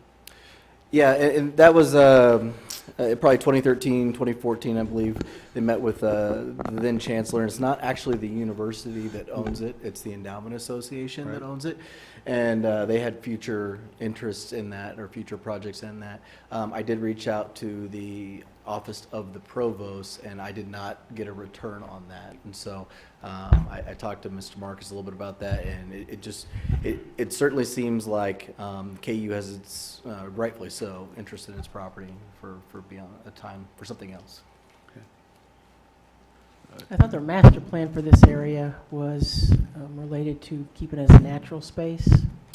I wasn't part of the 2013, 2014 discussions, so. I feel like we dealt with that on the apologize 'cause I bus couldn't hub, speak is to that right? Yeah, or We somewhere. did. Something, yeah. Castle or something. Captain, you had the opportunity to meet with some individuals with the school district. Did you reach out to the superintendent? Yeah, so, and it was actually, instead of a meet with, it was a telephone conversation. So I did reach out requesting to speak to then Superintendent Kyle Hayden, and I was directed to the Facilities Operations Director, Mr. Tony Barron. We had some great conversation on at least 2 different occasions. It may have been 3, but I certainly remember 2. One, which was the first point of saying, we are very interested in this site, and we talked about even the Venture Park site may not meet some of the same needs as the Overland site. And then the second conversation was just a follow-up to see kind of where the school district is at, and that was prior to our April meeting. And at that time, there was no major concerns listed, except for that there was an interest from the school district to potentially acquire that property for potential school use later on. And so we did have some of those conversations, but they were really short, and they weren't really leading anywhere because of what potential sites the school district had to offer did not meet the needs of a police facility. Okay. But at no point the superintendent addressed any specific concerns regarding having a police station near a high school? No. Okay. But let me interject at this point. I had a good conversation with interim superintendent Stubblefield today, and I think we both acknowledged that there were some gaps on communication from both sides. You recall in September, we had a joint meeting between the city, county, and school district. And afterwards, the chair of the school board approached me and started to talk to me about communications back and forth between our jurisdictions and how we needed to enhance those. And at the very end of the conversation, she mentioned the police facility. So I came back, and we had already started our conversations with Anthony and Melinda about how to develop a process. And I said to him, you know, I had this conversation with the chair, and here was the concern. And Anthony assured me that he had communicated with the school district staff, and and apparently the person he spoke with was a senior member in the administration. So I was confident that communication had taken place. In retrospect, I wished I would have bounced that back to Anna Stubblefield and told her that. But equally as forthcoming and candid was Anna Stubblefield today, and her comment to me was that from their end, it probably didn't get translated back through their administration too. So I would say we both have work to do, but I can tell you there's no strain in the relationship, nor is there an inability by either administration to get along and to make sure that those communications take place. But like a lot of things, we can always do better, and there was a bit of a gap, I think, in that communication. And I take my share of that as well. One more question. Tom, you and I had a discussion today about a public process on whatever site is selected. Right. And do you foresee, I think you did, when we talked about this, going maybe through a similar process of what the wastewater facility did, and all the time for public input as it goes through that process? Right. I assume that includes planning commission, ultimately city commission approval, and After that comment, I reached out to Scott McCullough, who's in charge of planning, and I'm just going to read this out loud into the record. Tom asked about the land use process for the Overland Drive site. It will need to be rezoned from open space to general public and institutional use, so it'll need a rezoning. Concurrent with rezoning process, the property will need to be platted, and the site plan will need to be completed as a special use permit with review by the Planning Commission and approved by the City Commission. That's estimated to be a 3 to 4 month process with notice to owners within 400 feet of the property. And the remainder of the property would be used for park purposes. So there's going to be a very public engaged process at that point. And I think that was the point you were trying to draw out. Sure. And I think that that is something that's really important, because I have received phone calls today, and I'm sure other members of the commission have too, that said that, you know, they're new residents to Lawrence, Kansas, and that their first notification that this site was even being considered was Sunday's paper. So I think, you know, if people understand that there is a process and that we're going to have to go through a similar land use process that anybody else would have to go through, that's the transparent part of all of this, is that, you know, Right. it's just got to go through the same thing. And let me ask, with regards to the president of the school board, Shannon Kimball, I think you were referring to earlier, she had, in conversation with me today, asked about the possibility of the opportunity for the school board to have a chance to meet and have a formal meeting regarding this, because she obviously cannot, as you know, I couldn't speak for the commission without a commission meeting. She cannot speak for the board without a board meeting. If this process is going to take 3 to 4 months, would it potentially be possible for us this evening to designate 16 acres of city-owned property as the site for the future police facility, but during the platting or otherwise the public input have the opportunity for that to change? Yeah, Or, I mean, I guess what I'm asking tonight is, you know, how deep is the concrete we're pouring? You know, quite frankly, it allows us to start, you know, refining our recommendation as to what methodologies we might use, what's out there, who we might, you know, use as consultants to us in, you know, managing a project like this. But quite frankly, you can always change the designation. And I don't think that should slow it down. Here's one of the challenges from our standpoint. You know, it's a sequential kind of approach, unfortunately, but, you know, we needed to know that the city could provide the revenue stream, and we decided to do that through property taxation and GO bonds. But that doesn't mean we're just going to go issue GO bonds until we have a real project, right? You need to know what the site is before you can really get, you know, even started in a process of thinking about how are we going to lay this all out? How are we going to diagram the process? How are we going to engage the public? So, you know, indicating that this is our designated site to me is part of the sequence, but ultimately this commission can change their direction on that if they choose to going forward. No concrete's going to be poured. Okay. And that's what I was hoping to hear, not only out of respect to the school board and Mrs. Kimball, but just out of respect to the fact that ultimately I'm, a month from now, as we're in the midst of this process, going to have somebody different sitting next to me. And, you know, I think out of respect to our incoming commissioner, we need to make sure that we don't solidify something 30 days before we have a new commission. Yeah. So long as there's that flexibility that we'll have that process, I feel more comfortable Right. going forward tonight with this discussion.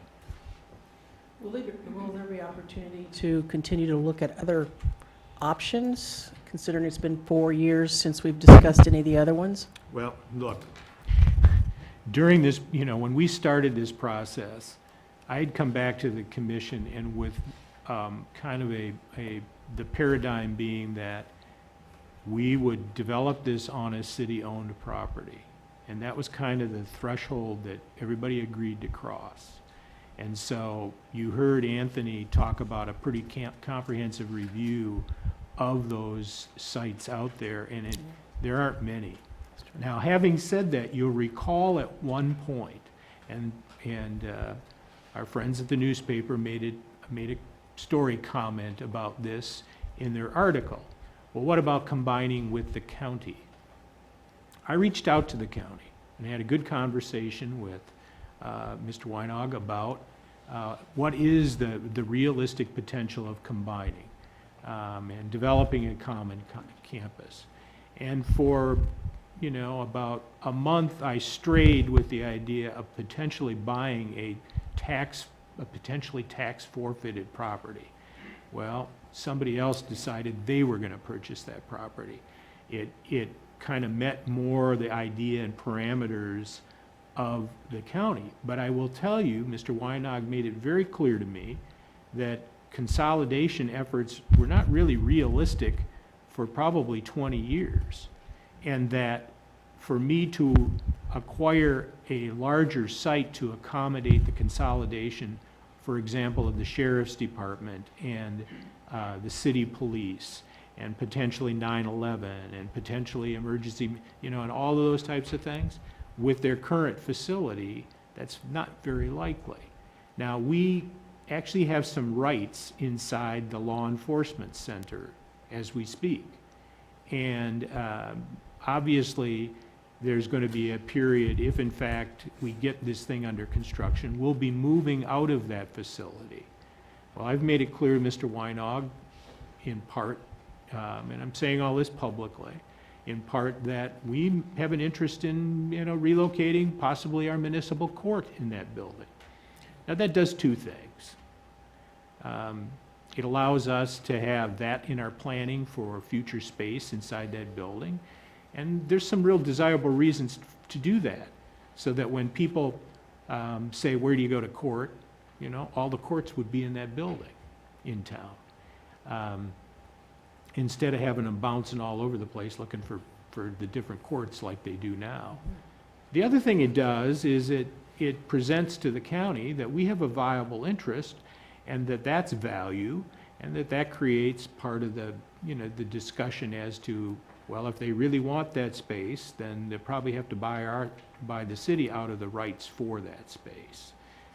But it is a viable and it's a logical use for that property. Having said that, we're looking at other alternative sites that may, allow us to consolidate that use with some other municipal uses in the close proximity. So you can tell there's a lot of things, kind of rolling around in all of these site location issues as this city grows. And I think we need to be fairly nimble and flexible, and I would say that about the site as well. There may be another great opportunity that presents itself, and it will be brought back to the commission unless it just doesn't make any sense at all.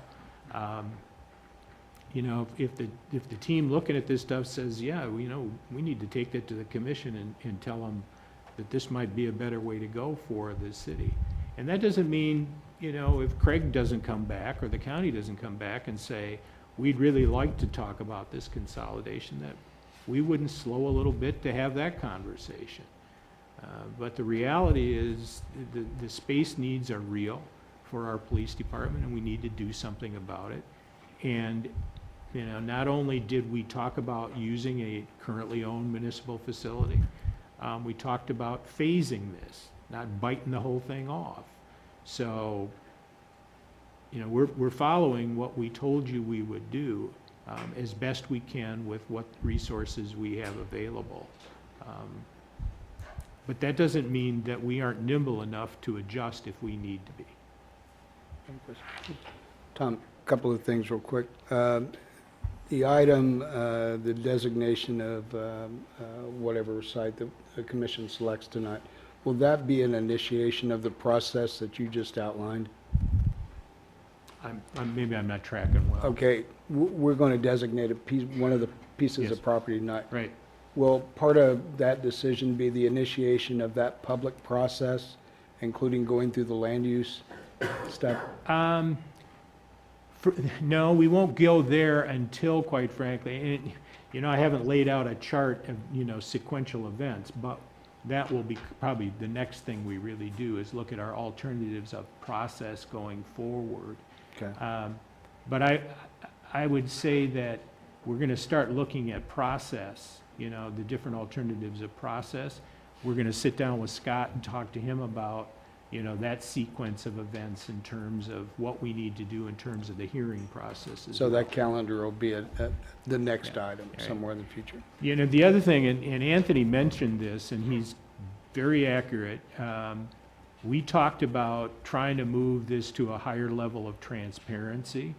And I'm familiar with a project where we not only just filmed what was going on, we filmed the different meetings. And so you could click on our website and find out what the current status of things were, and you could watch the meeting where the deliberation occurred. And it carried kind of through, all the way through construction, and they would talk to the public about, well, this is what is occurring right now, starting with site grading, starting with utility installation, with different buildings. This is what this will house, this is why we're doing it this way. And it was a pretty informative process, but the thing that it kind of built, I thought, was a much more transparent process of how we build things, and they could see what we were doing. So we hope to try and do that here. And the reason, quite frankly, that I think we're getting good buy-in from the police and the people that oversee this is that we know that this is a phased project. You know, so I have put a lot of pressure, quite frankly, on staff for them to understand that we can't fail. We need to be very transparent about what we do. We need to show the public what we're doing in order to build the trust if we're ever going to get to phase 2, right? Because we're phasing this whole construction process. So then the last question that I have about site, notice the comments about the possibility of adding floors to the LEC. And can you really tell me what that is about? Is that something that should be looked at farther? And why do that now? Well, I mean, is there an offer apparently they're it going to was build us a designed site? with that in mind. And again, when you've been around as long as I have, you've seen a lot of these different projects, and quite frankly, I've been in projects where they've built for the additional ability to go up. One was a parking deck. But, you know, you move things out when you do that construction. It isn't just a simple process, usually, of just putting some more floors on and everybody just keeps doing what they're currently doing inside that building. Look what's going on with a simple project like the fire department, right? We've relocated them into mobile facilities and into the old fire station. That sort of thing would have to happen. And the other complication with all of that, despite, you know, semi-autonomous vehicles and social applications for vehicles, we probably have to figure out where to provide more parking facilities, and quite frankly, that site's pretty cramped. Now, again, though, there was a lot of good foresight that occurred in this community years back when that was done. I mean, it was a consolidation effort, you know, and as land becomes more difficult and things like that, we've kind of, while we're together, we've kind of grown apart too. And so those are some of the challenges that we face. Personally, I'd like to see consolidations of law enforcement. Unfortunately, I think that we've grown to a point where we have such different financial investments and interests that it's hard to figure out how to necessarily pull all that together. But we've had a lot of serious conversations about that too. That's all I have. Yeah, we did receive a letter questioning the size of the site, 16 acres, and I guess in the original report, it could have been from 4.4 up to 13.1. Can somebody speak to that as to why we would need as much space as we do if they said a minimum we need was 4.4? Well, one of the things that the architects really imposed on us during the first time is that we needed to have the ability to expand into the next 20 or 30 years. So we could certainly maybe build upon a site that is 4 acres or 5 acres, but you're really limiting yourself to what that site could be. when you do have some acreage, when you do have some abilities, you have the options of potentially bringing other services out there or combining with other entities. And, you know, as we talk about combining with the sheriff's department, maybe that's not a reality for the entire departments, but certainly things like having a training facility together, because we already train their new recruit officers, is an option. And if we limit the space, quite frankly, we might be having this discussion again instead of being able to build on to what we already have. I think maybe failing to buy exactly the right size piece of property is probably the least of our challenges. I would always, I guess, advocate when you're talking about facilities, buying a little more rather than a little less in terms of property, because it does give you that flexibility to expand and you don't end up, I mean, that's such a huge hurdle kind of conversation. I mean, look how long it's been going on here just on this project. Not tonight, but I mean, the whole discussion. So and quite frankly, I've made recommendations about public works too. And so when you don't build enough, then you stand the risk of scattering everything. Maybe, if in hindsight, if we had built or bought more property for the LEC area, things would have been much more logical to keep that going. But at the time, we didn't anticipate that. So, I mean, if in fact the balance of the property is going to be used for park, it just means that, on an interim basis and maybe ultimately on a permanent basis, if we end up thinking we had too much property, we just convert it to additional park for that area, which I don't think anybody would object to. Former Chief Khatib he said over and over and over again about future-proofing.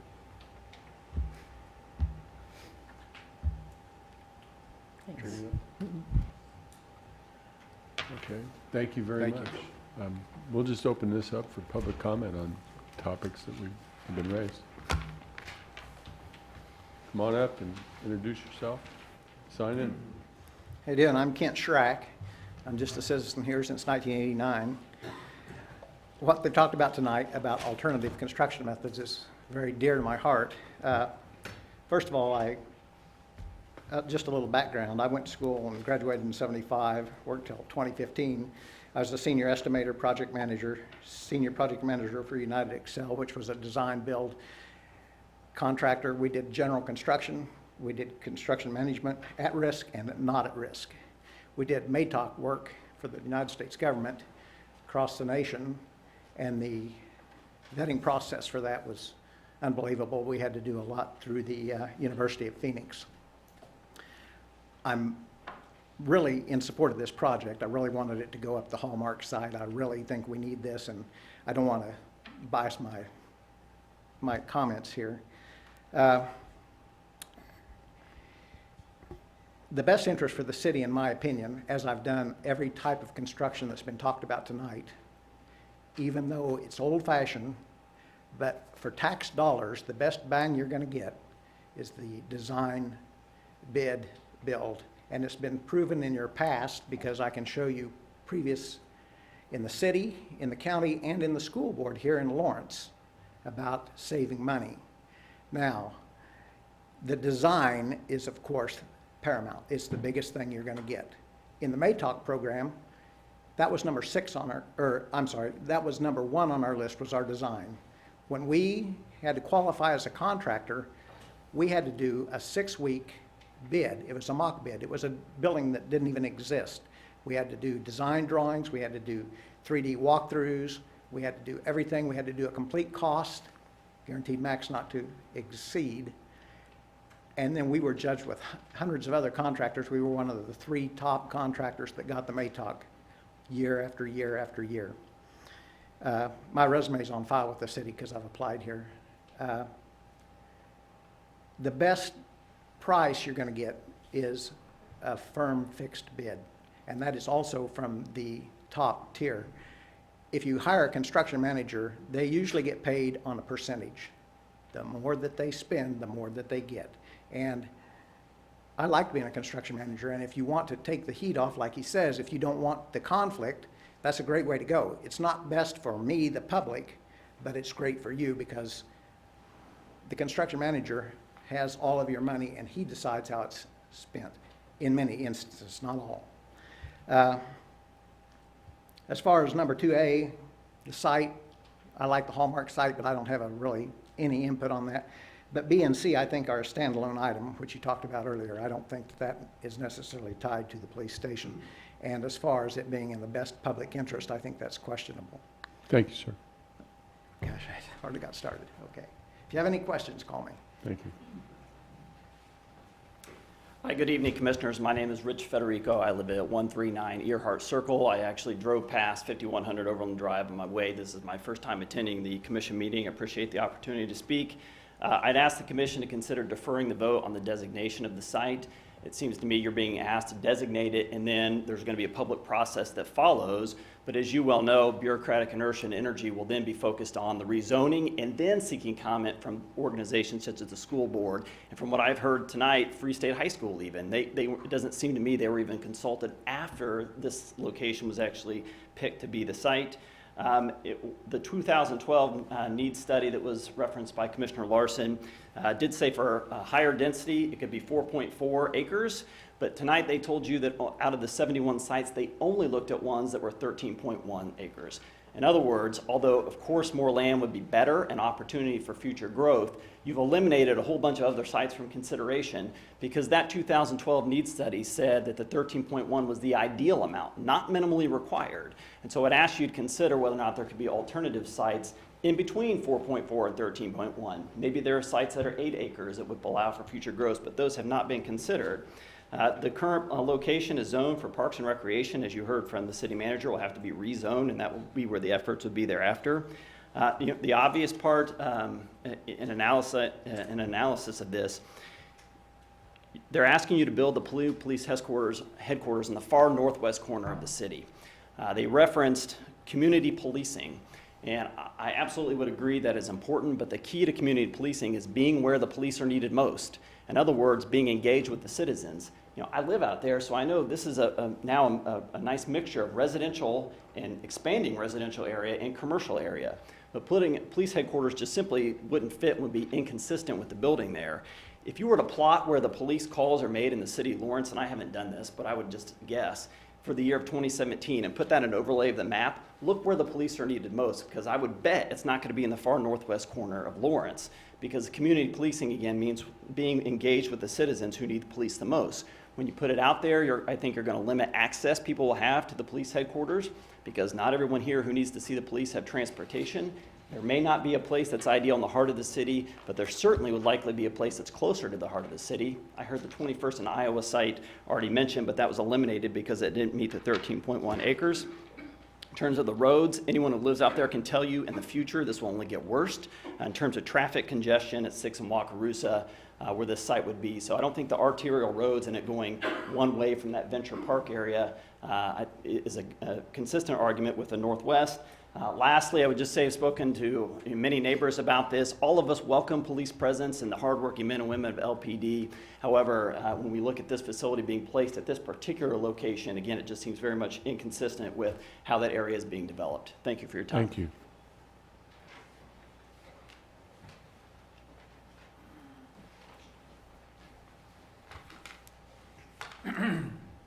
Good evening, Vice Mayor Boley, Commissioners. My name is Ted Boyle.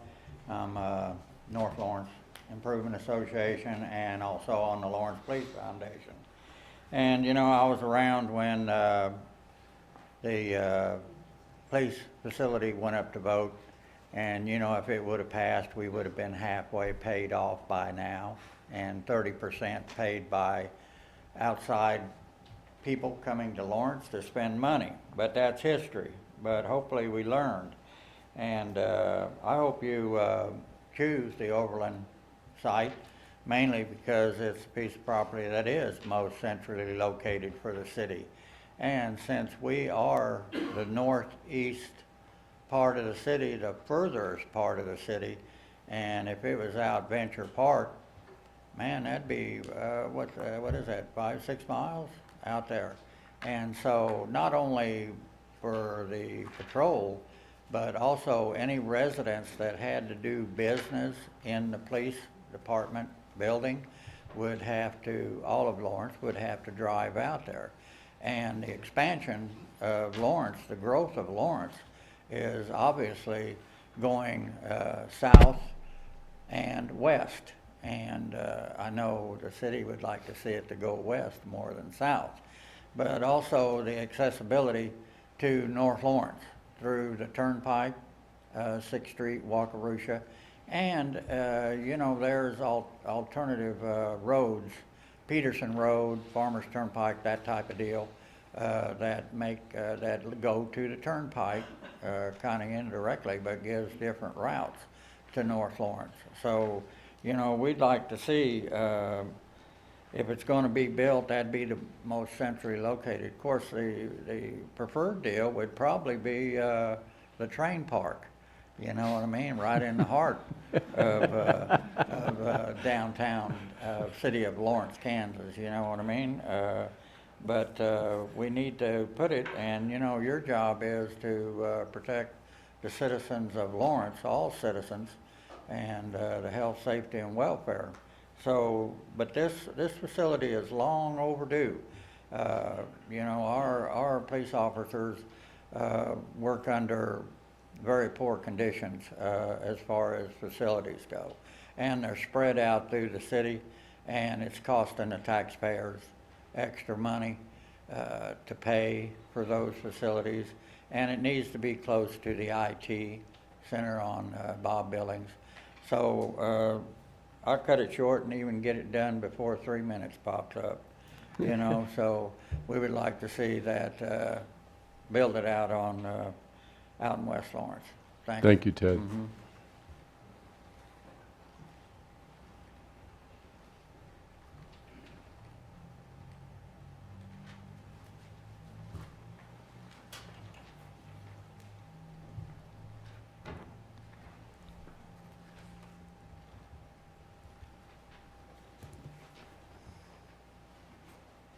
I'm Jenny Cardin again, and I just had a chance to look at what the paper said about it today, but I've been following it a little bit. I just wanted to point out that I'm at 2807 Ridge Court. From the time I have tried to stay engaged with this concern, even though I was out of the area for a while. And what I would say from what I experienced in the city of Appleton, Wisconsin, that had a great big parking garage and secured facility for their police, you know, where the sheriffs were also and where the courthouse were. When I look at that site, I thought that what else was stated was, you know, you could go up, which is indeed what they did, but they also just put a nice big parking garage with secured facilities, because that's part of the problem. So when you're planning for 20 to 30 years ahead, that site right where you are won't work.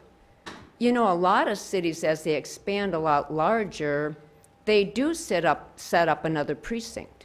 You know what I mean? That's actually what happens when you get bigger. I would be, and I do not like the argument that it's community policing to put it near that high school over there. I don't think that's really what community policing is. I agree with what the city manager said, that, you know, even to show people where they need to go, half the time they don't know, you know, and even that they're near the location to know there's your courthouse and all the rest. So I did see that was mildly on the agenda still, the current location, and then go up. And I thought also they talked about, you know, a parking garage that goes up for more parking, because it looks to me like your parking's limited there to begin with. One time when I was invited to jury duty, it was limited parking even then, a long time ago. So I'm all for staying where it is, going up, getting a good secured parking garage, and then 20 or 30 years from now, if you need another precinct somewhere else, like most cities do as they expand, that's what you do. Thank you, Denise.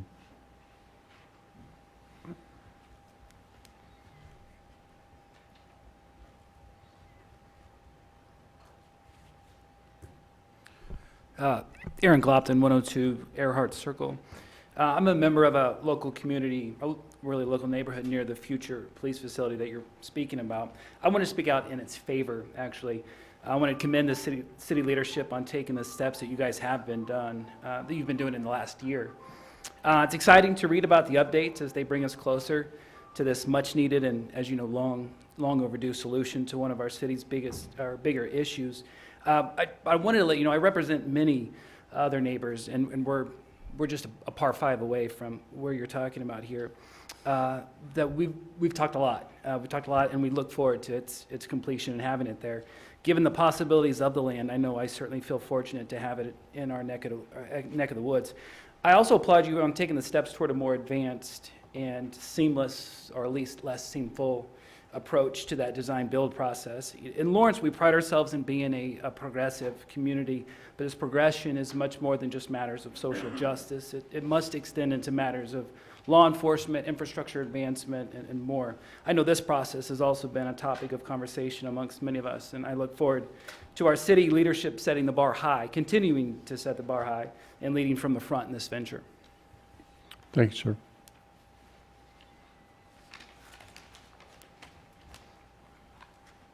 Good evening, Vice Mayor and Commissioners. My name is KT Walsh, 732 Rhode Island. There's some really thoughtful people that have been up here speaking. I just have 3 things to say. One is that I'm hoping Commissioner Larson will be our champion for LEED certification and energy efficient, sustainable building. It hasn't been mentioned. It's too early, but I hope we have that in mind the whole time. Also, this obviously would qualify for Lawrence's Percent for Art program, and that can take the form of many pieces. There's a world of ideas and many, many talented artists in the community, so remember that needs to be in the budget. And lastly, I live in East Lawrence, and Mike, you may remember when they decided to build the city jail in that parking lot south of the Judicial Center. And our neighborhood had to fight a lot to make sure that didn't happen. And the reason I'm bringing that up is there's no vote. This is a new idea that they might build up. But I would just say come to the neighborhood early. Let's talk about some underground parking too, not just a giant parking garage, should that site be considered. Thank you. Thank you.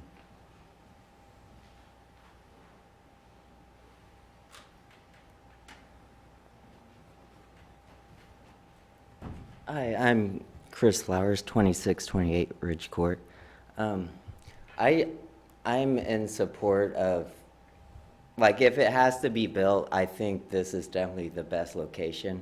But I also want to ask the commission, like, when major things need to be made in Lawrence, the city, people in the city want it, but no one wants it in their neighborhood.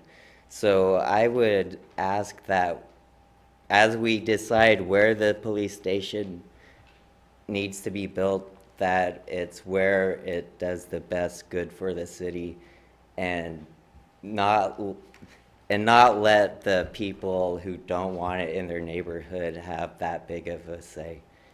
Thank you. Thank you, Chris.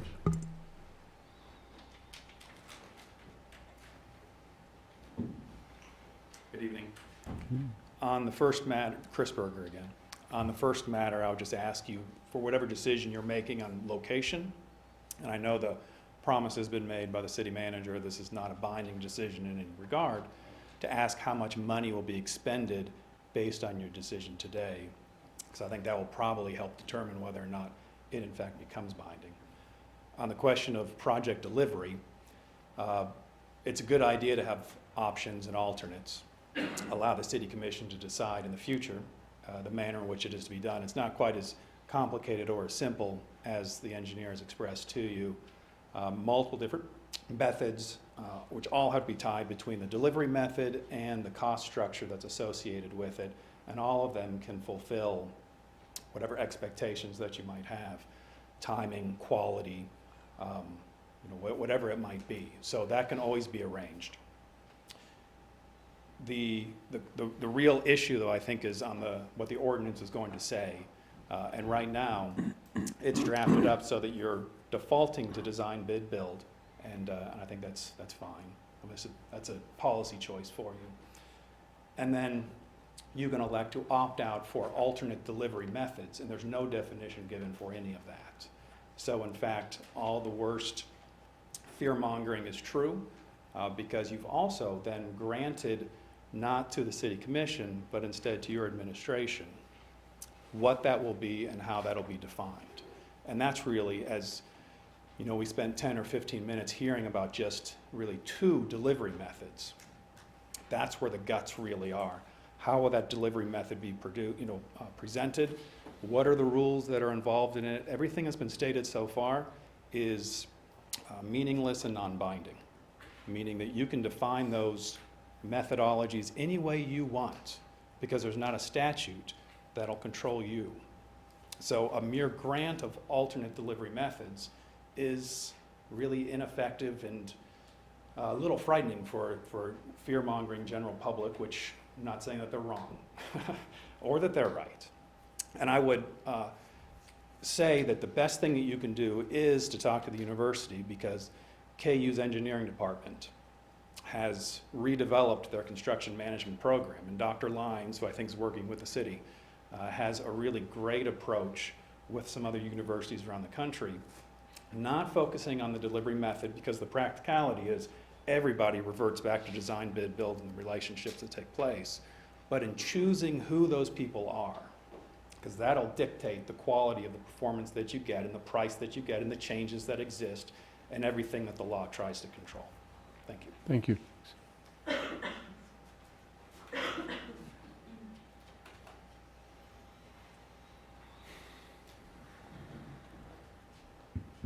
Sign in. My name's Rob Sands. Live at 809 Fox Chase. And if it pleases Mr. Vice, I wasn't able to get here in time for open public comment. I also want to go on record saying a big, very heartfelt thank you to Commissioner Amix for decades of service. You've obviously inspired lots of people to get involved in the public discourse in the city, and so from a personal standpoint, thank you very much, sir. Very well. In general, I'm a proponent of this. I thank Captain Brixius and the LPD staff for the hard work that they've obviously put into this. I don't claim to be an expert on the mechanism to deliver the bids, so I think that I won't comment on that per se. The one thing I do want everyone to consider, and I know I'm not telling anybody anything they don't already know, but with the current amount of unused land in the city, with the amount of infill opportunity that we have for residential, commercial, etc., when we talk about what we're going to see in the next 20 to 30 years, we're not really talking about it going that far west. But having a 14-acre site does allow the police facility to go beyond the standard 30-year use. So keeping that space, having a facility plus necessary parking, and then some sort of open space that allows for expansion could push it beyond the standard 30-year, which would be better for, standard for the GO bond is 30 years on the inventory, and then maybe push it into a 60-year consideration for the facility with a renovation possible further on down the line. So I think really with a larger site, we open ourselves to be able to plan better for the city's growth. Thank you all. Thank you. Thanks, Rob.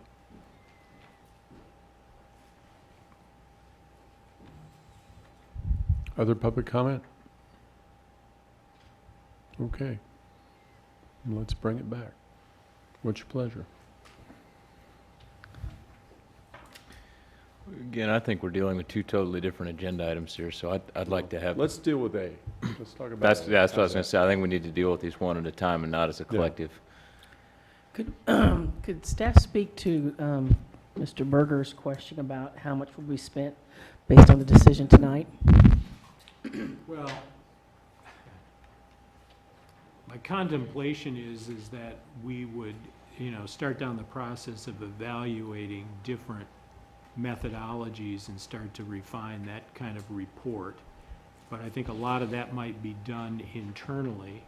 We might develop a scope of work for someone to help us with that kind of expertise, and we'd invite KU involvement in that process.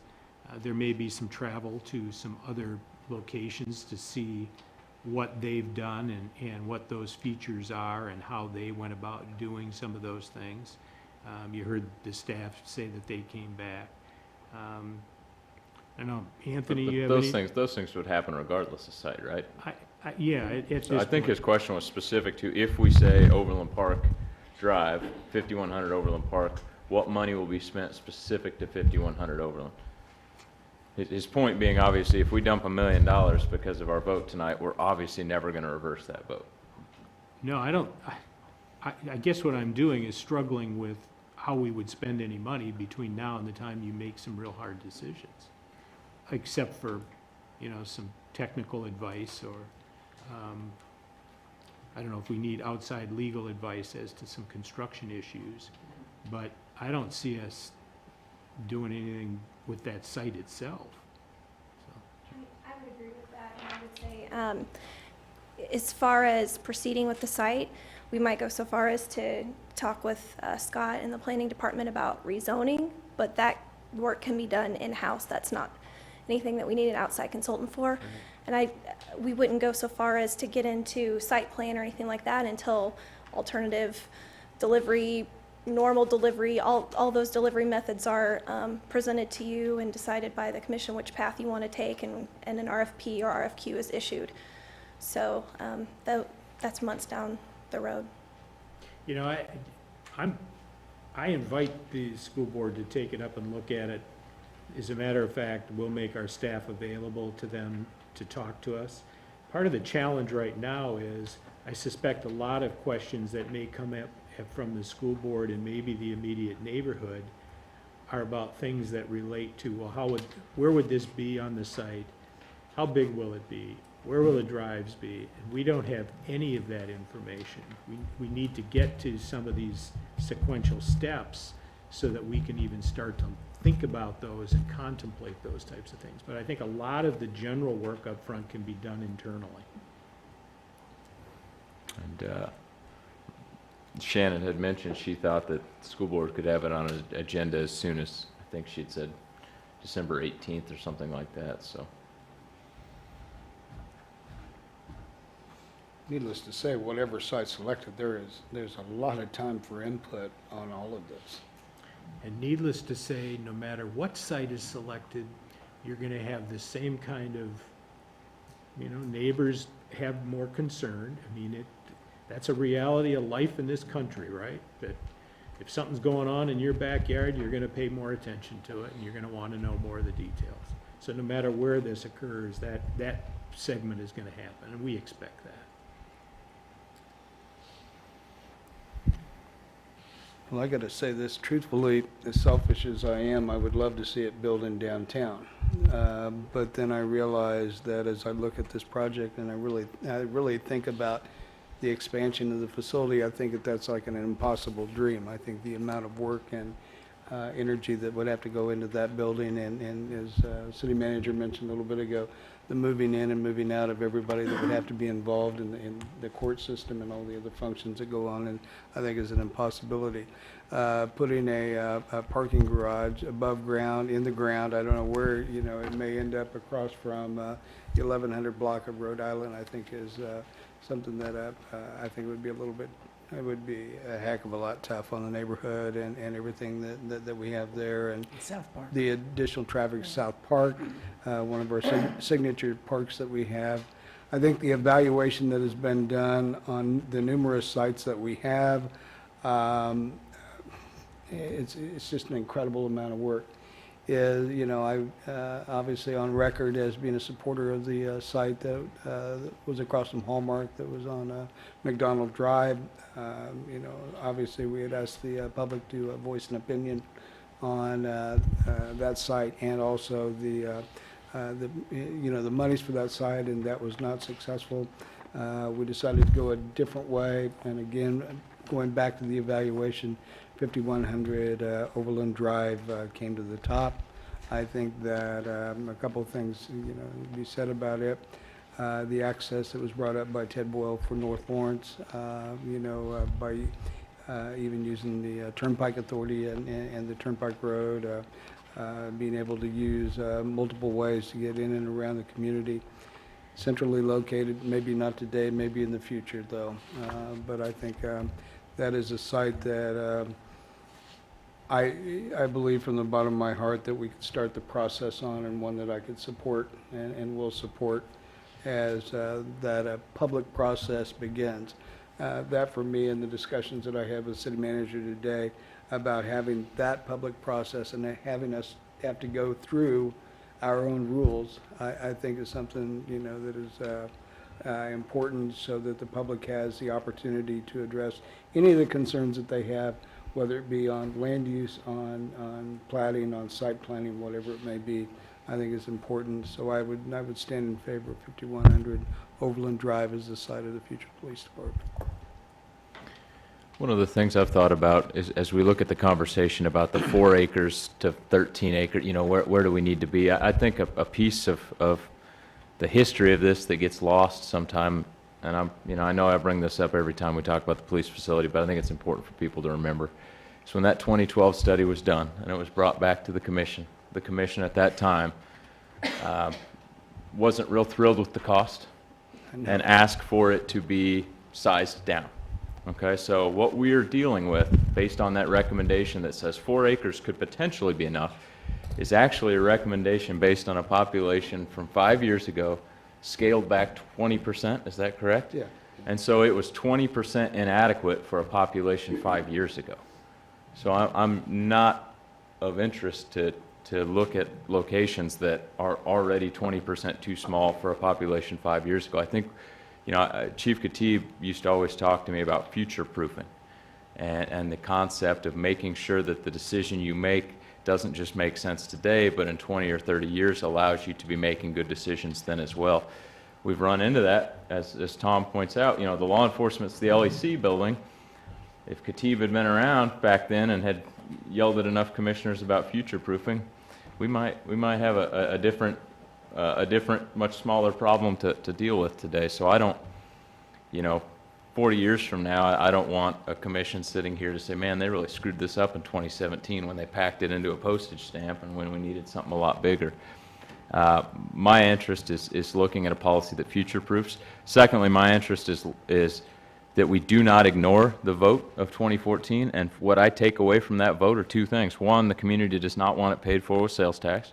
So even though, Ted, you point out that would have made 30% of that money come from outside citizens, I hear you and I agree with you, but we have to respect that vote. They don't want it paid for with sales tax, which means we need to look at our costs, and what we agreed.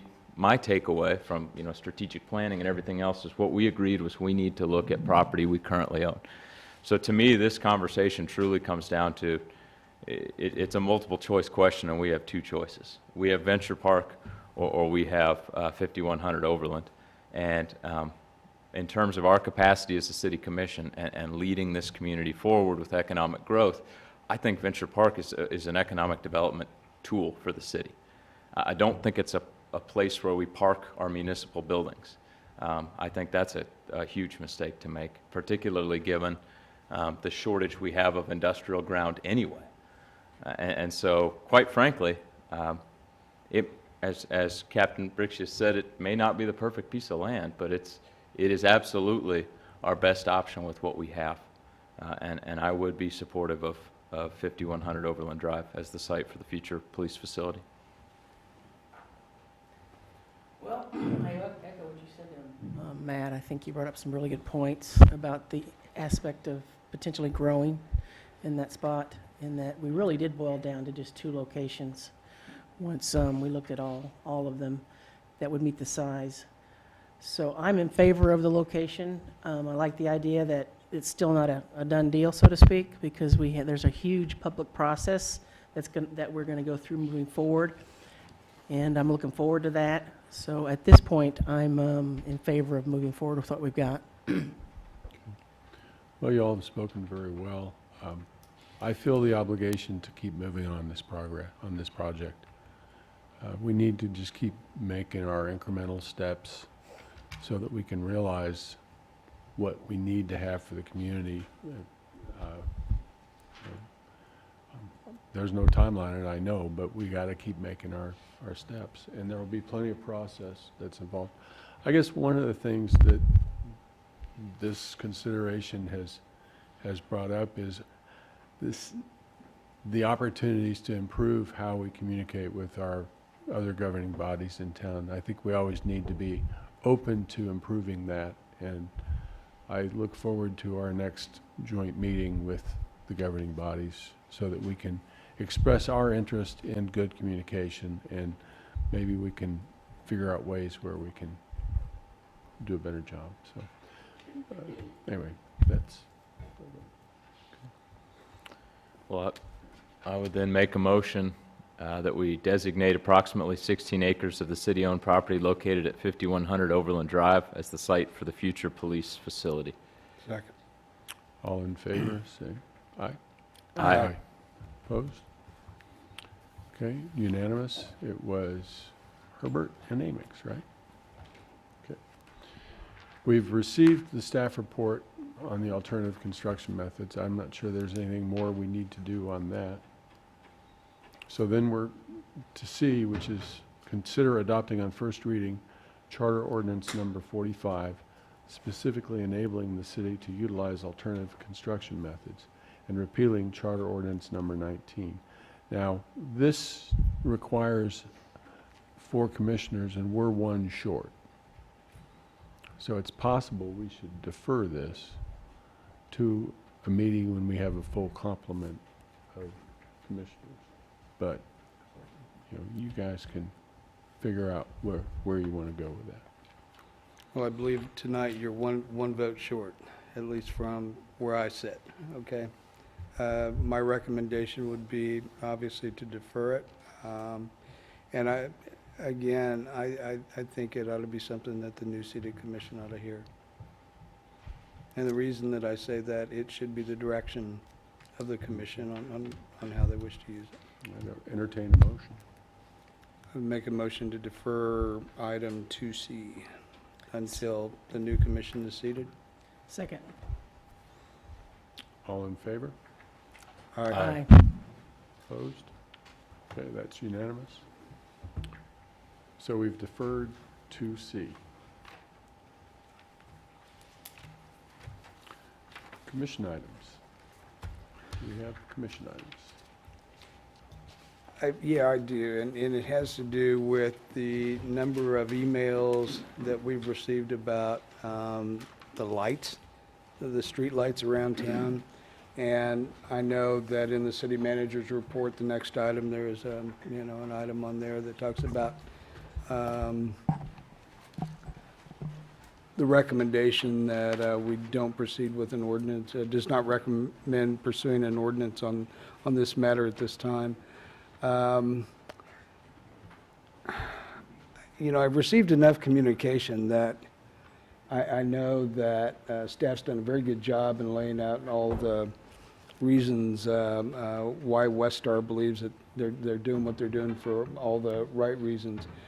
But one of the things that I was wondering, should the commission hear this item as an agenda item and make a decision one way or another on where we are? Yeah, And I I think we believe, should. I believe quite honestly, we should. Yeah, we're blessed with a wonderful scientific community in our town. Oh, yeah. And we're hearing from them. Yeah, yes, So we are. So let's I put it on the say agenda. put it on the agenda. I Because agree, yeah. our poor staff's getting, beat up on this thing. And, I'm sitting there thinking, shoot, let's just do the deal here.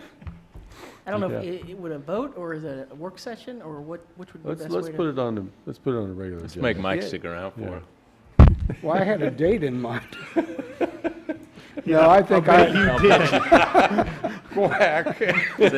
Quack. I went through some of the paperwork that was all presented, and I'm just, it's amazing some of the conflicts in the science.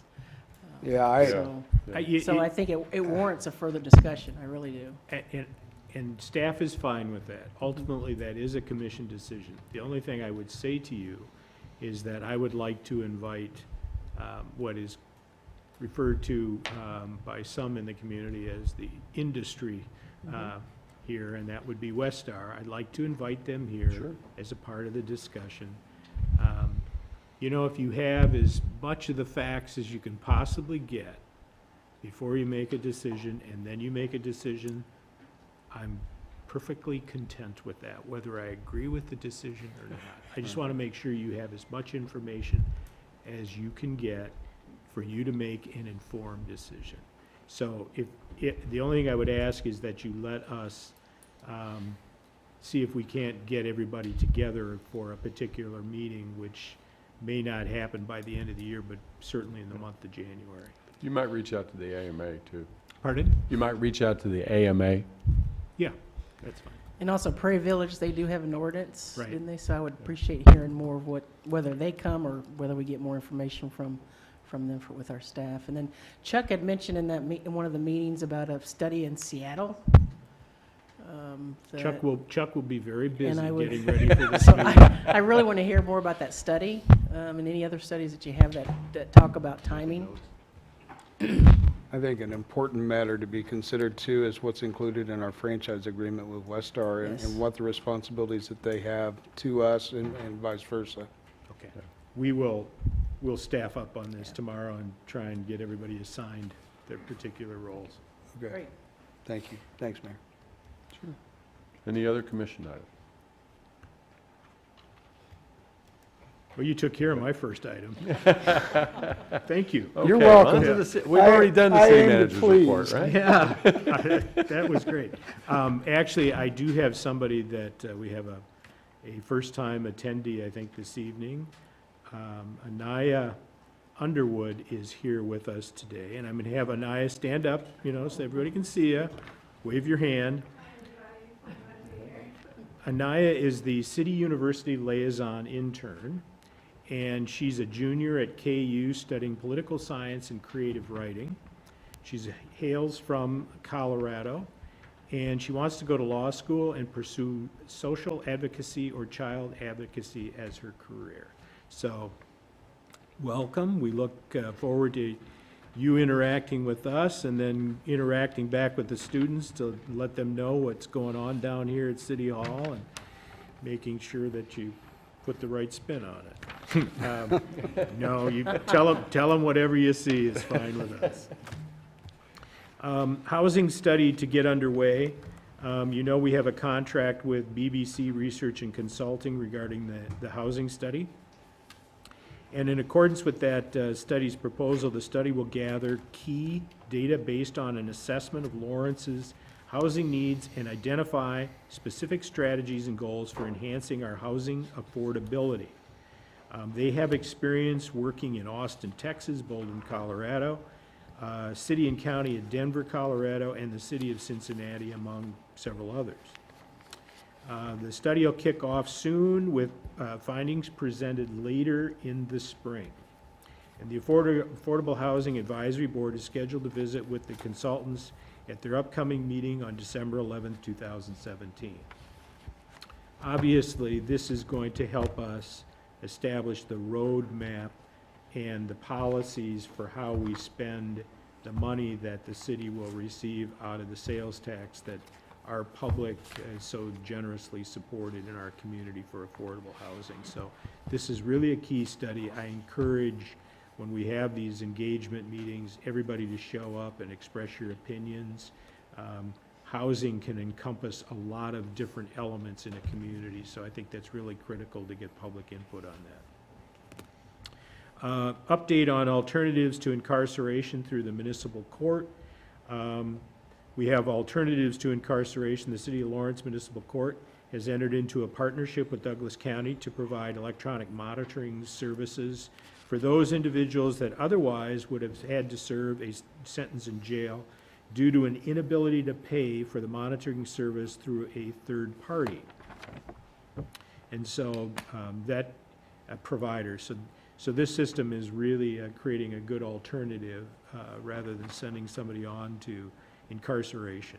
The county has informally agreed to waive all costs of providing electronic monitoring services to the city during the pilot phase of implementation, with an understanding that a contract identifying shared costs between the entities may be considered at some point in the future. The program was implemented October 20, 2017, And as of November 22nd, 40 defendants that were sentenced to serve part or all of a sentence in jail have been granted the alternative of electronic monitoring.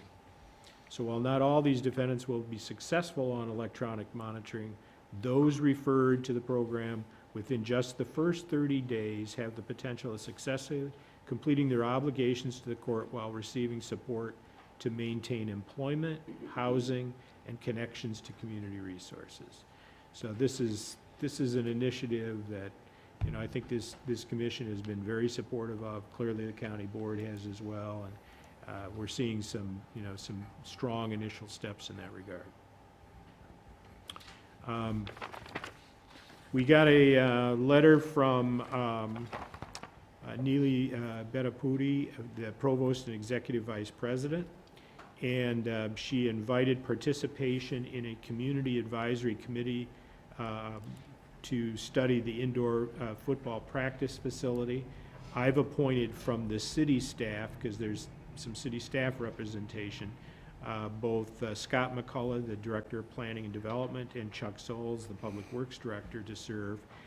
They also asked us to make appointments from the adjoining neighborhood, and we pointed out that in a response letter that those are appointments to be made by KU, and we think it would be appropriate for them to reach out to the neighbors. So we provided the names of the associations in and around the neighborhood, the people that are listed as the reps on those associations, and encouraged the provost to reach out to them and solicit their ideas as to who should participate. Tom? Yep. Can you remind me where we find that document on our website? This is the agreement that provides, Oh. that's referred to in your letter but not attached, or? Unless somebody knows offhand. It's on the planning website. Okay. A few If you layers have any down. trouble- Can you send us a link, just? That's fine, we'll do that. Yeah. Okay.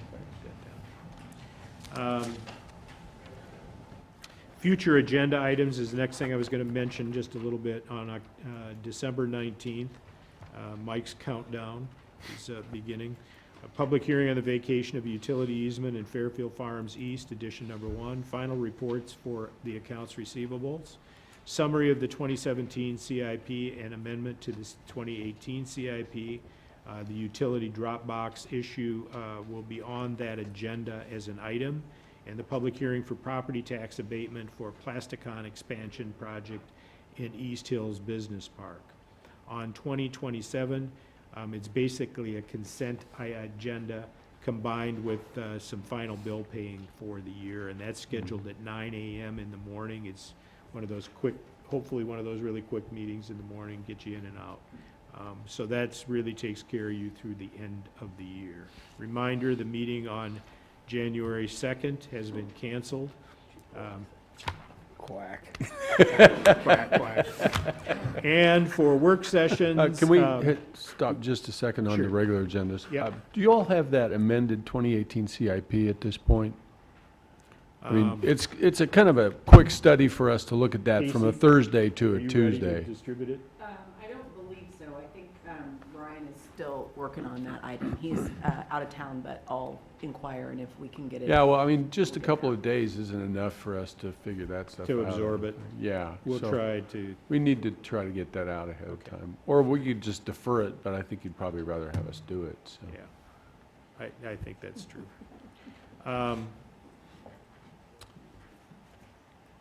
I talked about the property tax abatement, and then on 2020, the consent, and then for the bill paying, and that's all I had for this evening. Are there any questions?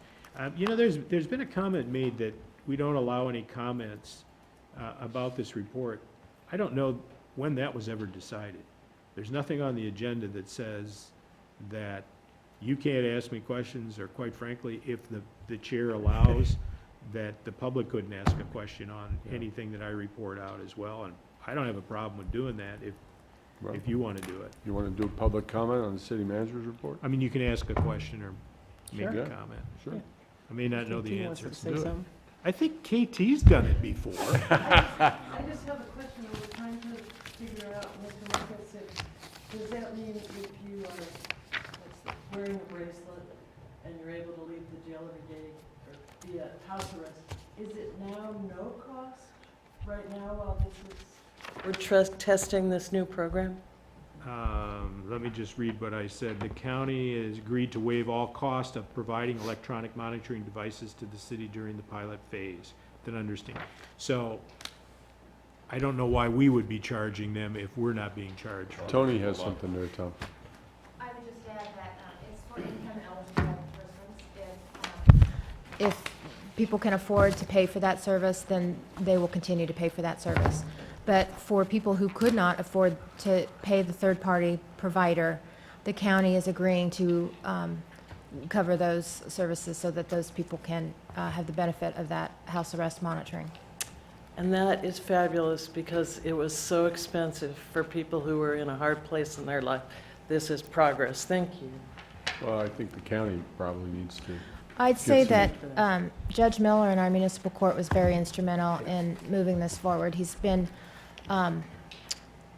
always thinking about how to make our justice system fair and appropriate. So I'd give Judge Miller a great deal of credit. There's a lot of thanks to go around, and we appreciate it. And we'll remember when the judge was here last year, wasn't it? Earlier this year, I can't remember the exact time. Wasn't Going that over long the. ago. No, it wasn't that long. A month ago, I think, actually. Well, time. That was another time. There it is. I'm quacking again. But no, you can tell where he's at, and that's good. Yeah, he is. I think another He's a good voice. great sign of our staff, so. Any more public comment on the city manager's report? Okay. I guess we're on to the meeting list. Calendar? Calendar, yeah. Need to, I don't know if anyone else is gonna be there, but just in case, should probably add this Friday is the Big Brothers Big Sisters gingerbread auction. Is anyone else What going to time that? is that? I knew you'd ask me that. It's 6 o'clock. You better put it on the list, just in case. It's at Avon Jake's Landing. Let's call it 6 o'clock on Friday. There's a, It's a fundraiser. It is a fundraiser and people bought tables, so it might be invitation only. there's an open house at Avon Jake's, I think it's tomorrow morning, about the, 9 to 12. yeah. I mean, that sounds like a really interesting presentation. And I understand that students from KU will be there with their ideas about how we can complete the Lawrence Loop. So I'm going to go. I think maybe we ought to get it on the calendar. I think it's, what, 9 to 12? Yeah, 9 to 12 at Avon Jake's tomorrow. Yeah. I'll be there. Okay, anything else? That's it? Yeah, if it's tomorrow, we typically don't. Right. Because we won't be putting the agenda out until Thursday. then. Okay. We just won't talk to each other. How many people are going to be there? 2? I'll be there. I can skip if it, to avoid What an time are issue. you going? We could alternate times. I won't be there till 11:30. There, I'll probably So if you Okay. could get there early, that'd be better. Yeah. be there at 9. That I'll way be we there don't, we don't probably have to about see each 11, other. so. And if you remember, if you refrain from discussing the business of this body, you can be in the presence of one another. Yeah. Just don't talk about city business. Okay. Oh, You I will just not prefer be. not to be in there. Apparently. It has nothing to do with Como. Ditto. I would just remind you, in case you're not aware, in case it's slipped your mind, we are actually engaged in a study through the NPO of the Lawrence Loop and how we look at options and listening programs. So it is, this is a business It is decision a that will be business coming decision, before you right. soon. Thank you for that reminder, Brent. I'm glad we're working on it. Yep, they are. All right, move we adjourn. Second. Okay, everybody seconds, all in favor? Aye. Aye, that's it. Thank you, folks. Thanks, sir. Good job. It's city business, but it's not a city meeting.